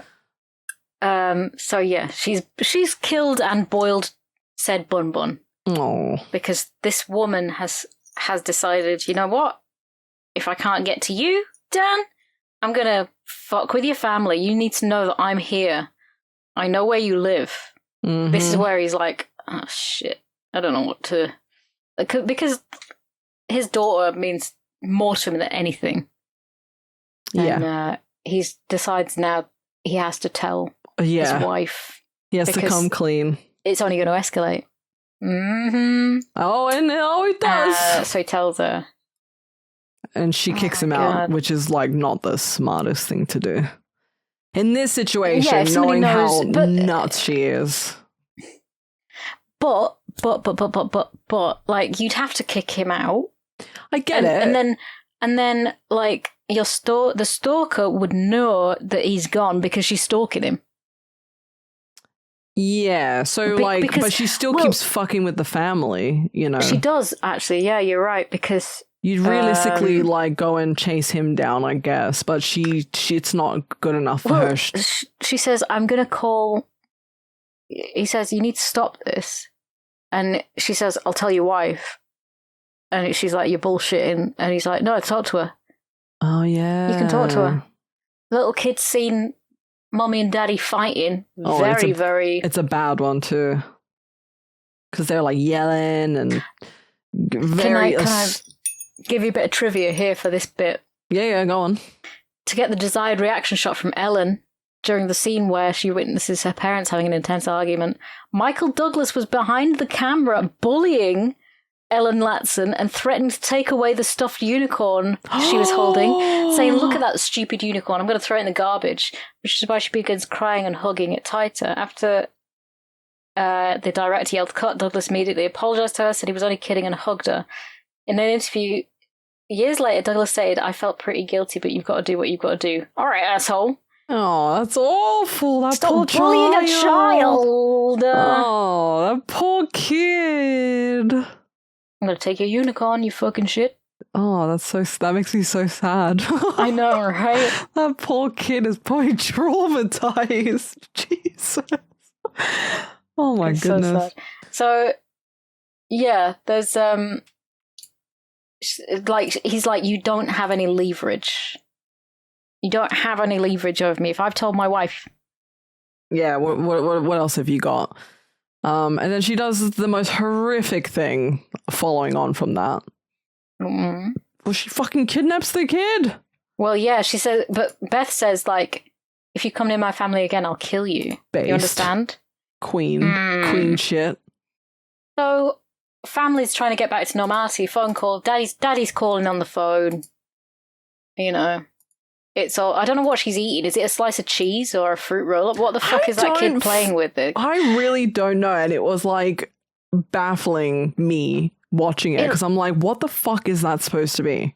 It looks like a slice of American cheese, but like a really big one. Yeah, or a fruit roll up.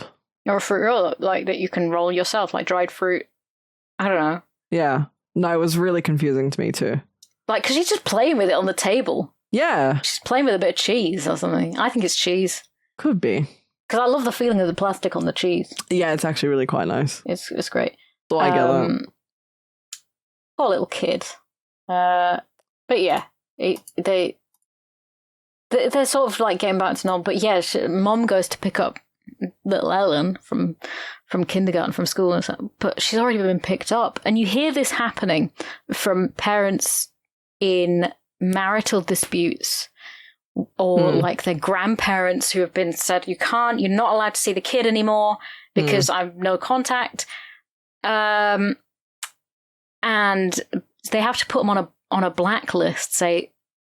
So now it's like kind of default that they say like only one person is allowed to pick up a child.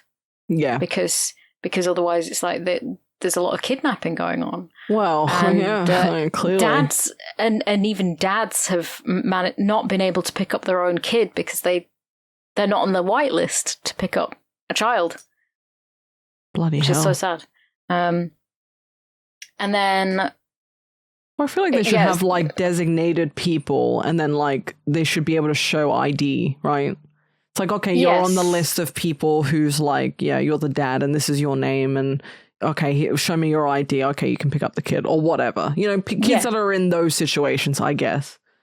And, you know, I mean, you should always bring ID with you everywhere. Yeah, anyway. Just because, honestly, I'm sounding like such a fucking, let's do surveillance state, woo! Well, I mean, I guess in, like, situations, you know, like this, it's like, you kick yourself for not being more diligent, I guess, because that's what it's supposed to be for, but then it ends up being like what you're saying, which is, like, the policing of it all for not reasons that they're trying to protect us, but more so... keep an eye on people and like pry into their private stuff, you know, private lives and everything. So so that Glenn Close doesn't take your child and take it on a roller coaster and buy your child ice cream. The poor Did fucking they not kid. teach that child to not fucking get in the car with strangers? By the way, you know, But like just putting that out. You know, you could just get into anyone's car. It kind of like, I know the kid's young. I get it, you know. But did the parents not go, maybe don't go with strangers, ? You know, maybe don't do that.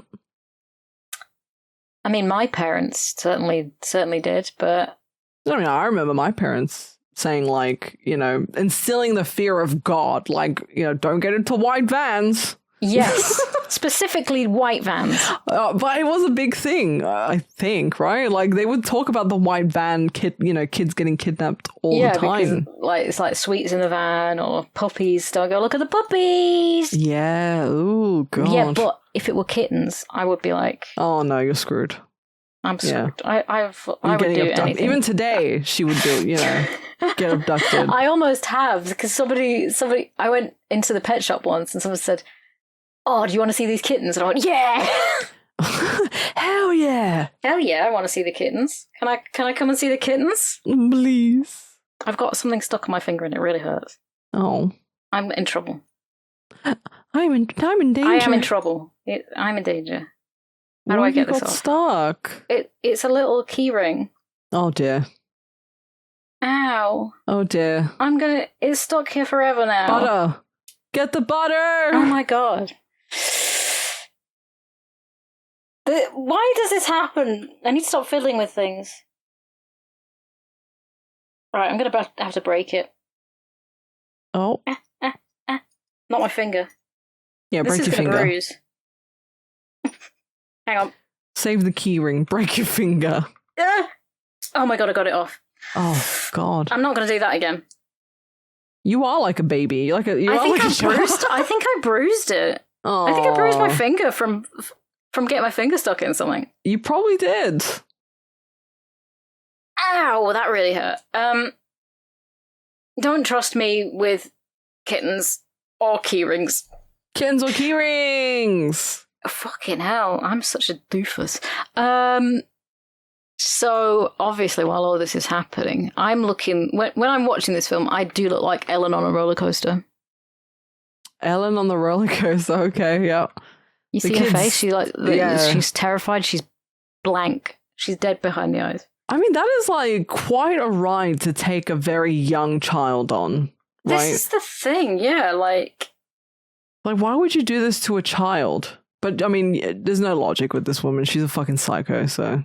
Yeah, and mother being terrified of where her daughter's gone. Yeah. She gets into a car accident Well, because she's like trying to look around on the streets, see if she can see Ellen, you know, like a child by themselves maybe, or anything. She's looking for anything. And then unknowingly crashes into the car that's in front of her. And then the kid gets dropped off by Alex at the house. You know, the kid's fine. She gave her ice cream and everything. Give her even a kiss as she's leaving the car. And runs Very off. nice. Very nice, lovely day. And the grandparents are at the hospital with the kid. And clearly the wife has told her parents what's happened because they do not look happy with him. The Rogersons are not impressed. They're not fucking impressed, no. So, obviously, Michael Douglas has had enough of this fucking bullshit. And he's like, you know, you've injured, basically your actions have injured she's nearly died. My wife has nearly died. My kid has been kidnapped. I'm going to fucking kill you. And he starts choking. He goes to her apartment and he's chasing her out and he's strangling her. And, the whole scuffle in the apartment is insane. Yeah. Because he, pushes the door in, right? And he breaks the lock off. He's tussling with her. He grabs her face. He's pushes choking her. Oh, yeah. He's fucking going for it. No restraint. He has lost his damn mind. I mean, I understand, you know, not saying it's a crazy situation, but yeah, they are scuffling, glass is breaking, she's crawling, he's crawling after her. It's nuts. And he realizes what he's doing. Mm-hmm. He looks at her and I thought he was going to kill her at this point. Yeah. Yeah. You think that, you know, it's fucking over. She's gagging in the seat. She's like, you fucking shit. He's coughing because obviously she's just trying to drink water. I like the way that's the thing that she wants. Yeah, that's true. Yeah. And she's like, I think he picked up the knife. She looks terrified. He's scared of the situation, like what just transpired, and then puts the knife down. She looks unhinged, and then he just leaves. And then I think he goes to the cops. Yeah, he goes to the cops, and he's like, you know. She's like, I could have died, but... So he's trying to figure out, he's like, I need to protect my family. Yeah, he moves back. I think he's back home at this point, right? Because, you know... He's going to stay there to look after them. Yeah. To make sure, to protect them. But obviously the lieutenant's like, you fucking doofus. I love this. The forests and that house in the country is beautiful. Just, my god! Every time I see it, yeah, it's honestly a beautiful house. I don't know if it's like even a house or if it's just a set or whatever, but it's beautiful. What a beautiful porch it has, and the inside and the bathroom looks amazing, and the stained glass windows. It's fantastic. Yeah, I would live there 1,000%. Of course. And look at the bath. God, yeah, gorgeous. So, you know, Mummy's running a bath. She's just got out of hospital. Yeah, this is the climax of the film. This is it right here. Yeah. So he's there to look after the kid and his wife and protect the family. And he's like, I'm going to look after you all. So she's running a bath and he's like, I'll make you some tea. Don't worry about it. Get your hot bath. We'll sort you out. So you make sure that all the doors are locked. Yeah, after the fact. Important. Make sure the doors are locked. Okay, remember that. Make some tea. I love the stuff in the bathroom. Like my grandma used to have some of the bottles that are there. And it's so like nostalgic to me. It's so and pretty. The fire burning. Isn't it beautiful? Like the light that's coming through the windows and the curtains, I don't know what they're called. You know, like the kitchen windows, how they've got those little bars with the little tiny curtains on them. Those are actually called like kitchen curtains. Oh. They're like diner curtains because I was looking at getting some. Yeah. And I couldn't find any that I liked, so I made my own. I was going to say, you'd probably be able to buy your own little bar or rail for them to sit on. Tension rails, and I bought some. I went to, it was Dunelm. I got some voile curtains. I don't know how to pronounce it. And I hemmed them. I cut them to the right size and I hemmed them. Beautiful. Oh, beautiful. Gorgeous. But yeah, she's running a bath and he's running the tap to fill the kettle. Great water pressure in this house too. Amazing. Yeah. Sometimes when I'm running a bath and I run a kettle or a tap. Yeah, it's like it goes one direction or the other. You can't have both. And oh my god, she wipes the steam from the mirror, does Beth. And who's behind her? Oh my god. I actually kind of like this detail where she's like holding the knife and she's like swinging it about to the point where it's like stabbing into her own leg and she doesn't care. Yeah. Yeah, she's in that mad manic state where she obviously only has one thing on her mind. Like she's tugging at her dress there with the knife and bleeding on the floor, and she's trying to say to the wife, like, you know, me and your husband, you know, we have this thing, you know, don't fucking ruin it. Yeah. At this point, you see that the bath has overflowed as well. Oh, God, the fucking shot of her feet was hot. Yeah, you hate it. You hate it. No, seriously, it looked like she was like a corpse because she'd obviously been treading through the dirt and shit. Oh, God. What a horrible... And it's because the water is pooling around as well with blood, so... Yes. Really, and fucking Michael Douglas's character, fucking moron, you know. Right.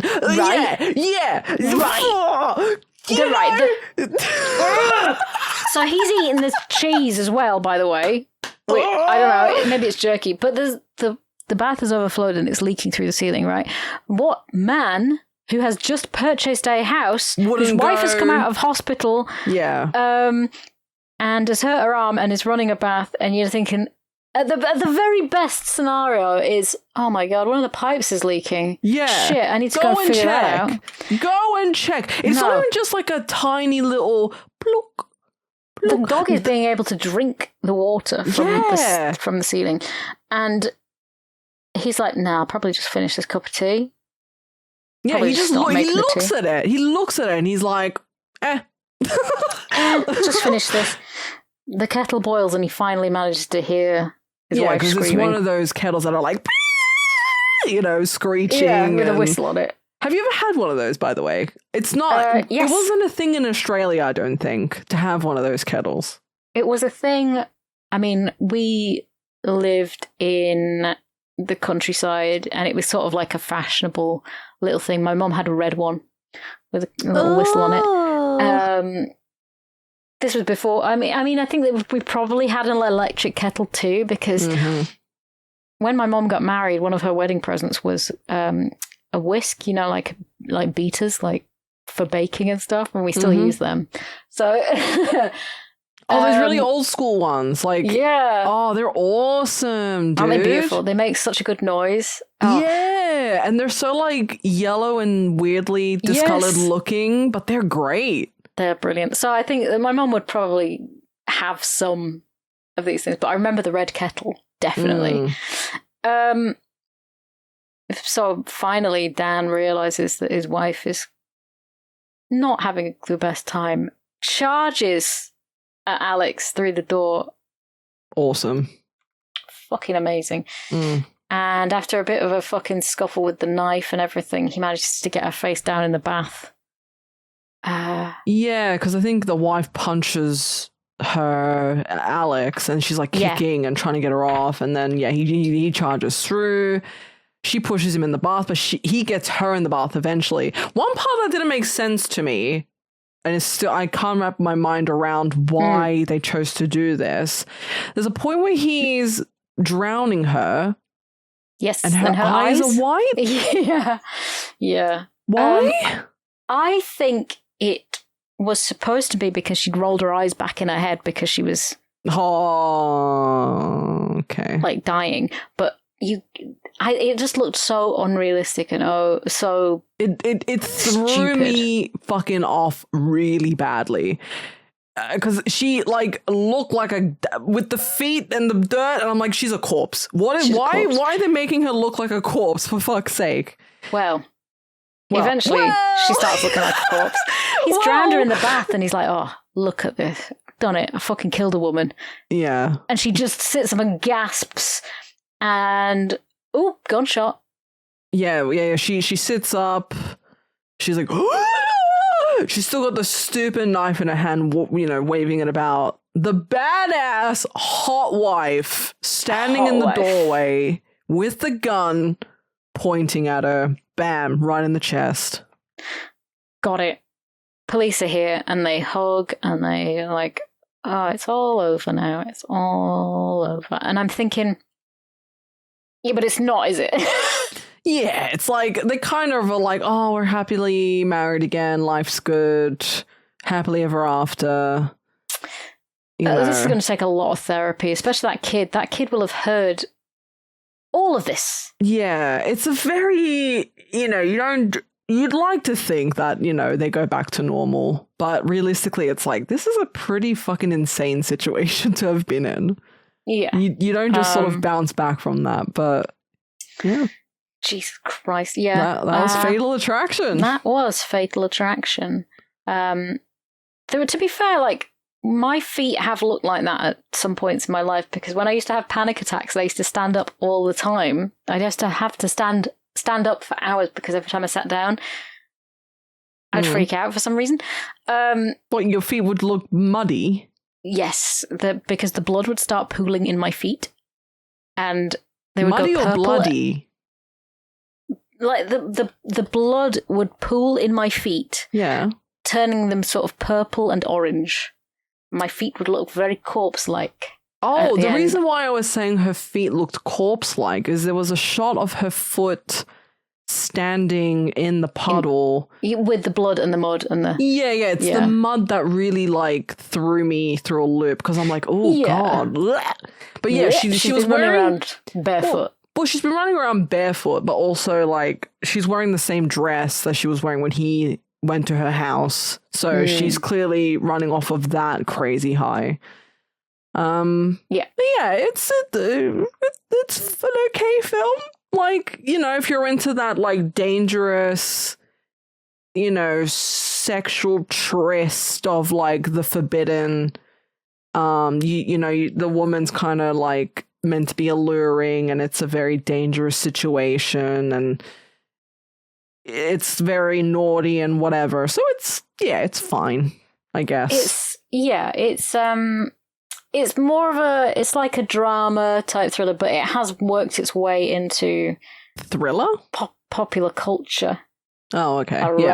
Yeah, but it's like everybody knows this film. Knows at least that particular scene because it's been parodied so much and referenced and so yeah. Glenn Close was actually 40 during the filming of this, by the way. Well, she look a bit. Yeah. She looked it. Yeah. She did not look like mid-30s. She looked a bit older. No.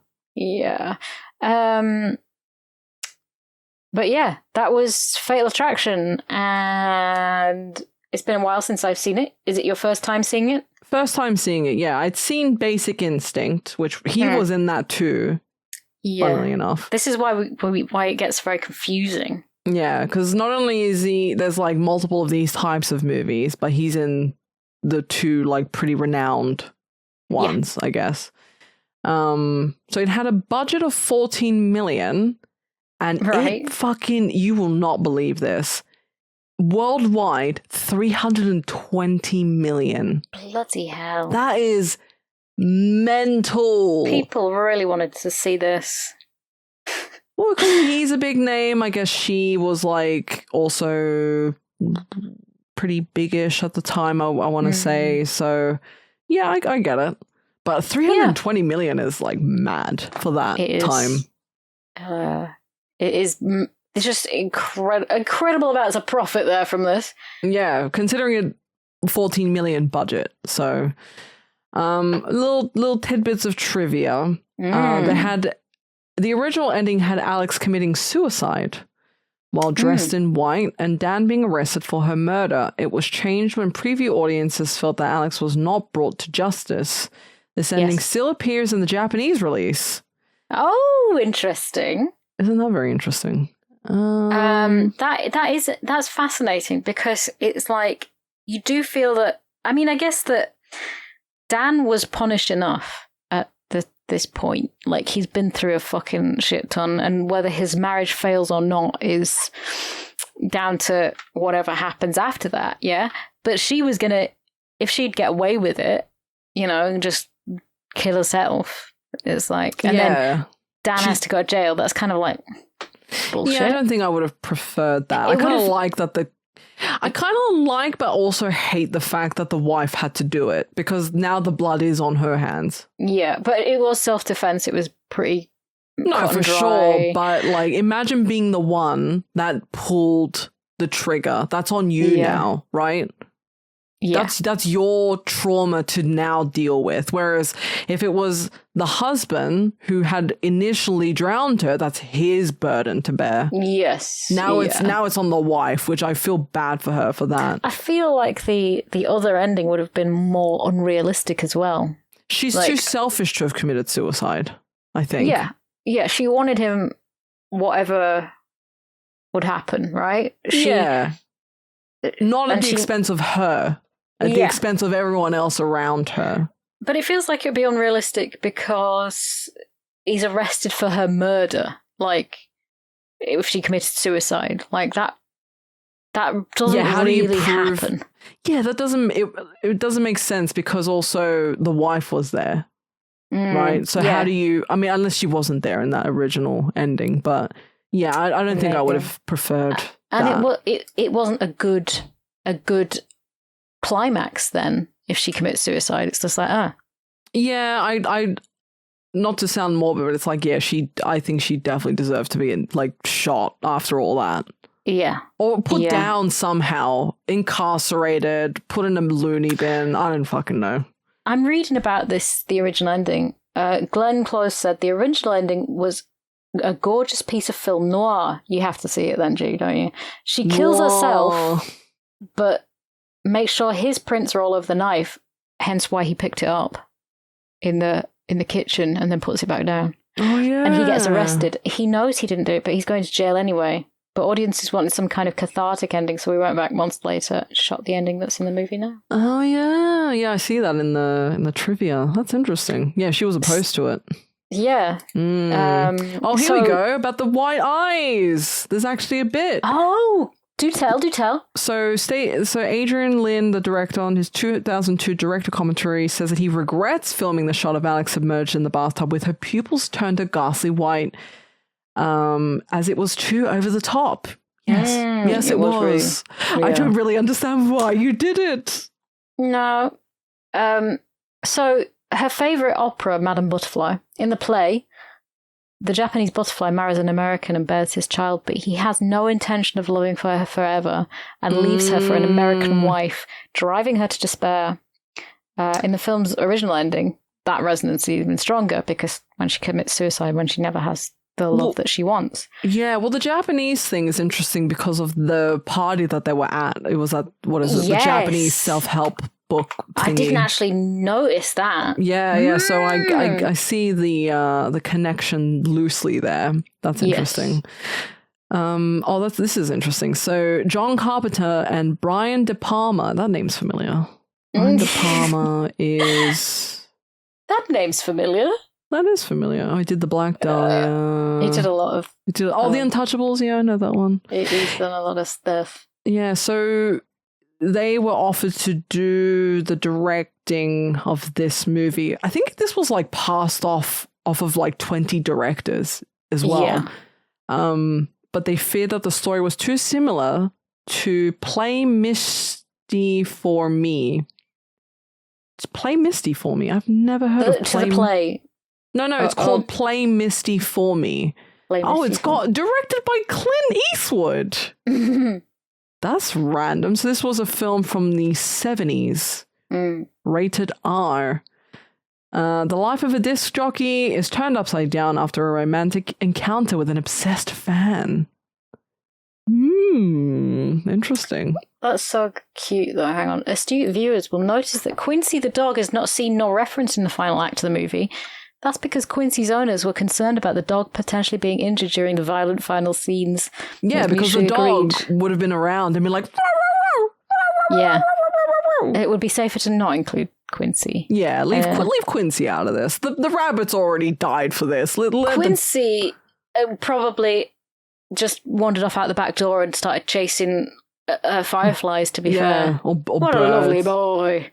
Yeah, leave the boy out of it. Oh, you're a good boy. So when Alex Forrest, it was the year of when she killed Whitey, the rabbit. It was released in 1987, which is the year of the rabbit. Oh, the Chinese zodiac. Oh, I did notice a lot of like bunny ornaments around the house. There was like a little bunny ornament on their dressing table as well.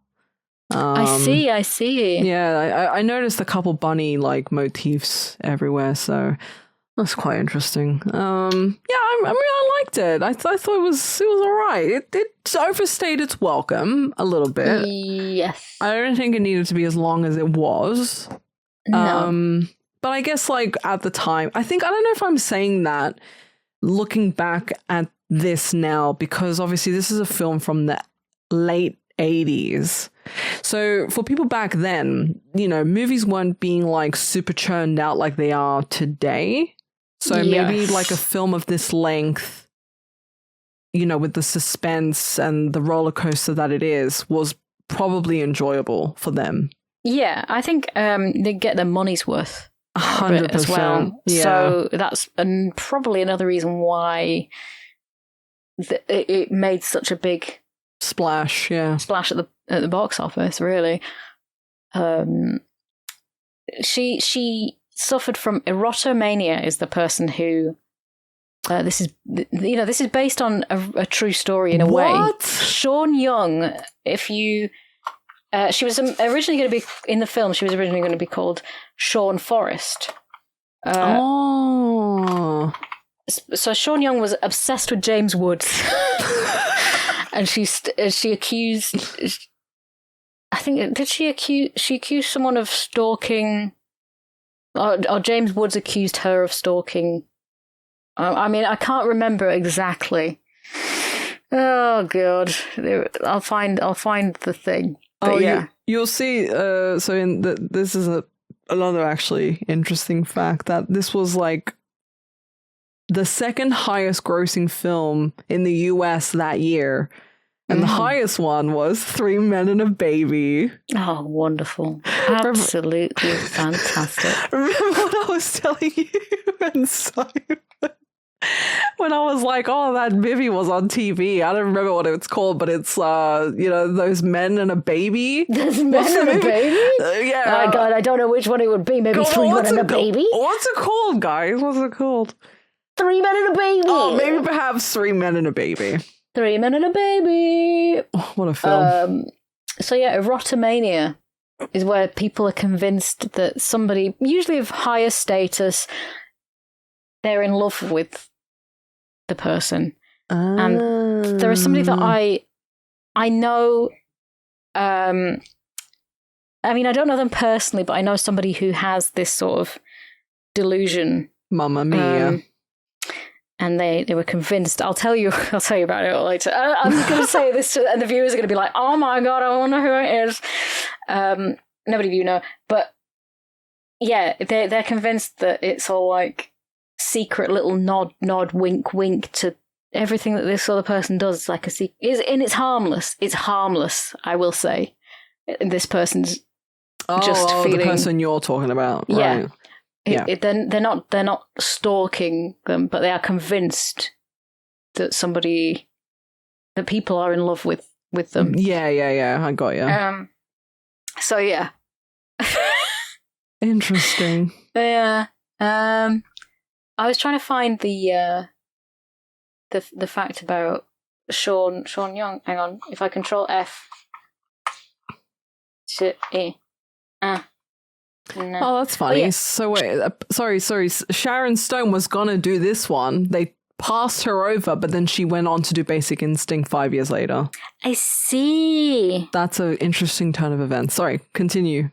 Alex Forrest was originally named Sean Forrest, generating rumours that the character was based on Sean Young, who was then developing a reputation in Hollywood for strange behaviour. Uh-huh. She explained, that was 1987, around the time James Woods accused me of stalking him. Oh. James Dearden wrote the screenplay and went on to hire me for A Kiss Before Dying. He said he wrote Fatal Attraction with me in mind to play it, but not because he thought the character was me. And then... Interesting. Yeah, okay. Sure, buddy. Yeah, so... yeah, likely story. Bloody hell. Yeah, so that James Woods said, Sean Young is stalking me. Yeah.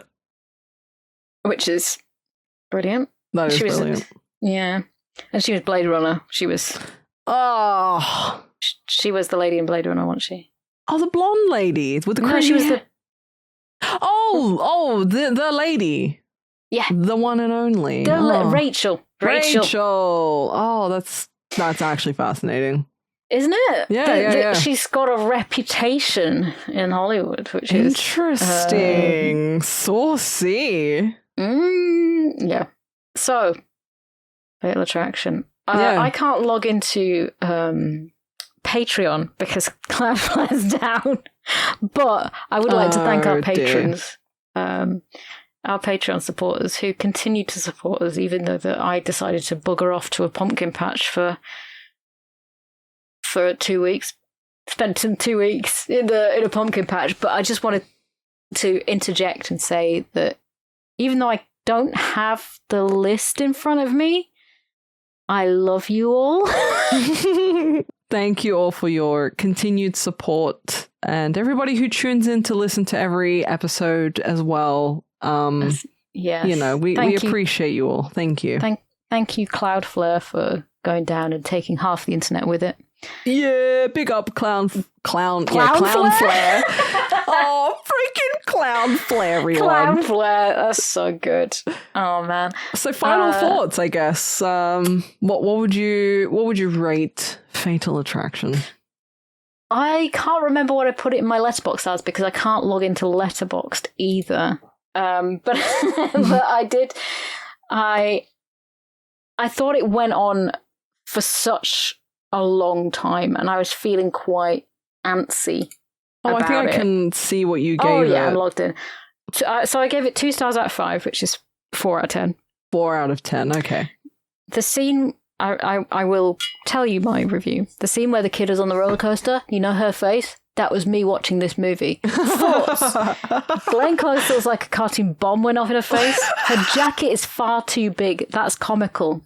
Drop a woman the moment she plays opera music so loud you have to yell in the same room, or the moment she brings you to her home, which is at a flat above an abattoir and burning oil barrels. What kind of man sees water dripping through the ceiling in his new home and thinks, I'll just finish making this tea? Yep. That is to the point, succinct, and pretty much on point right there. Yeah. Yeah, I mean, that's fair. I feel like a 4 is, like, fine. Yeah, it's like... What about you? What did you feel? I don't know. I'm like tossing up between, like, a 5 and a 6. Because it's, like, it is interesting and titillating and, you know... It's because it's been so long that this movie has been out and, like you said, parodied and talked about, and it's so well known that it didn't have, like, the full effect on me. Exactly. But I can't blame the film for that, you know, because, you know, if the film came out at the time and I watched this at the time, I'd be like, whoa, this is so saucy and raunchy and, oh, this is awesome and whatever.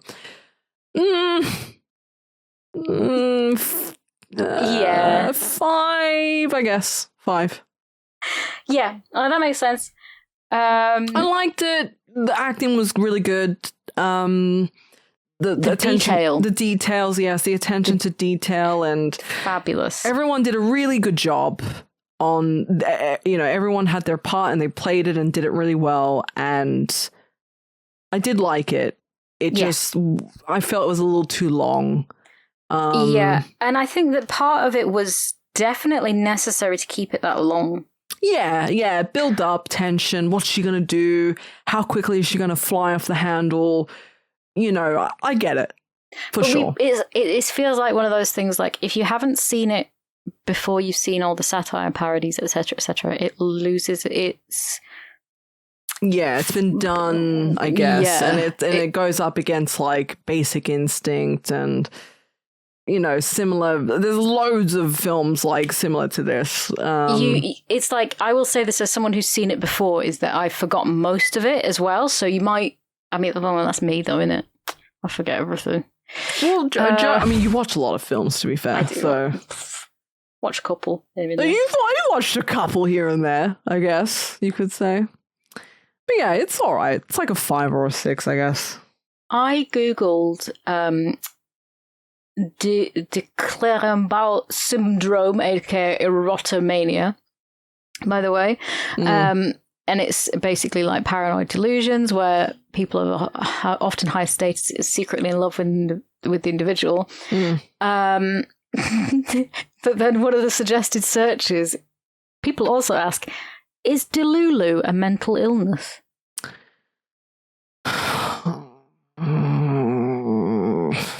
God's sake. Is Delulu... How do I get out of Delulu? Okay, first and foremost, it's delusions. No, what makes a person Delulu? I'm just clicking all of these and it's like, what are some of the examples of Delulu behavior? Why do people not like? I get like saying memey words here and there, whatever. I do it too, but like, don't go on the internet and put Delulu and like you're trying to be serious. You're teaching like younger people to the wrong sort of things. Yeah, don't fucking talk like that. Like, if you're asking a genuinely serious question, don't be like, how do you get Delulu? I think that it's like kids have heard this and they say, "Oh, she's Delulu." Yeah, or she's got Delulu, and then they go, "What's that? I'm going to Google it," because they don't know that it's a slang. That's upsetting, and the fact that like 6'7" is the dictionary's word of the year as well. Yeah, it's not a word. It's not a word. It's not a fucking word. It's 2 numbers. I don't even know what it is. I don't know what it is either, and I don't care to know. I don't care, and I'm just not even getting involved because it's like I hate society. I hate the youth of today. Please get off my lawn. Leave me alone. I'm closing the curtains and turning the lights off, and I'm crying. I'm sorry. Just hearing like the Delulu thing just pushed me over the edge. Yeah, incredible. I thought so. I thought you'd like that. This is so upsetting. I'm going to go fall in love with a married man now and turn his life upside down. We've all done that. We've all done it as women. I mean, women. What are they like? if you haven't faked a pregnancy to keep a man, you haven't lived. That's not true love. If you haven't cut your wrists because a man wanted to leave after a one-night stand, you haven't been in love before. All right? All right? This is just normal girl stuff. Girl chat. Ladies, have you ever been so into a man that you called his wife?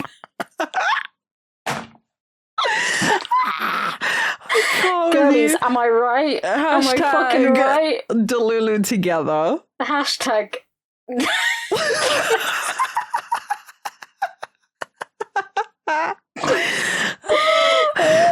God, man, it's too much.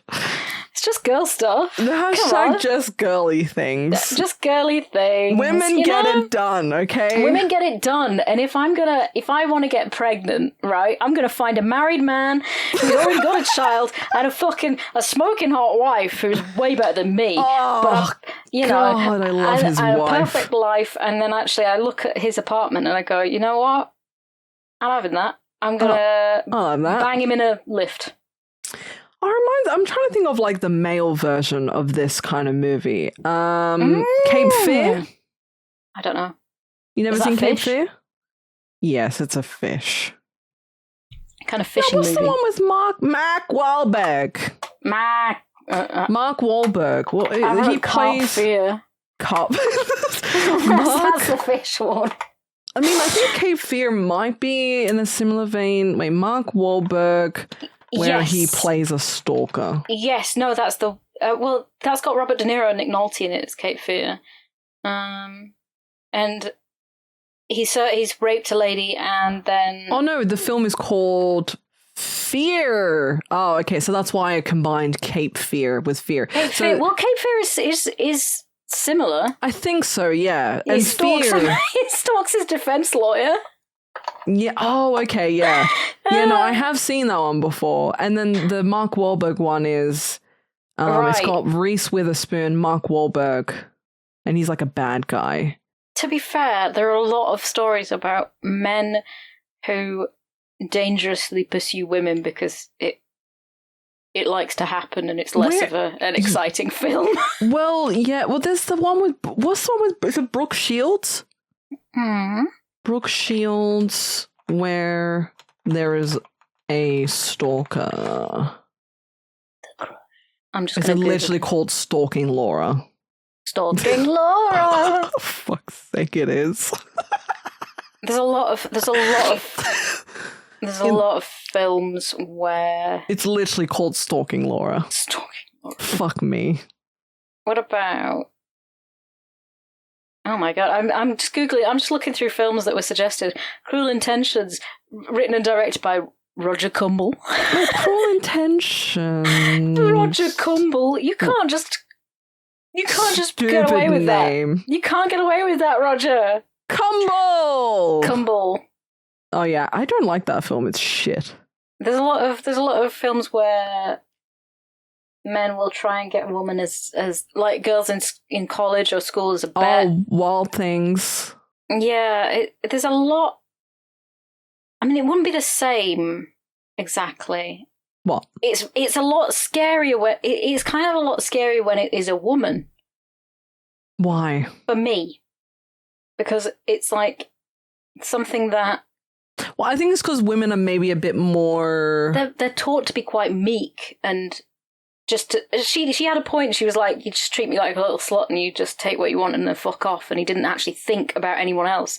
This bloke is like a. It's because men are like emotionally, well, like stereotypically emotionally. Well, actually, it's not even stereotypical, but emotionally detached. They don't attach feeling. They're brought up to not cry, not feel. Not show look their too feelings. deep into people and situations as well. So it's kind of like it's like the saturation's been turned up on everything. Mm-hmm. It's like extreme of everything in this film. But yeah. I'm so lucky to have watched it again. Oh god, we have to pick your film. Yeah, I forgot. We do. Yeah. Let's go through the list. What do we have? Well, listen, I've added because we did watch The Fog. Mm-hmm. So my list includes Dead Heat, Total Recall, which has been on the list since probably the beginning. Yeah.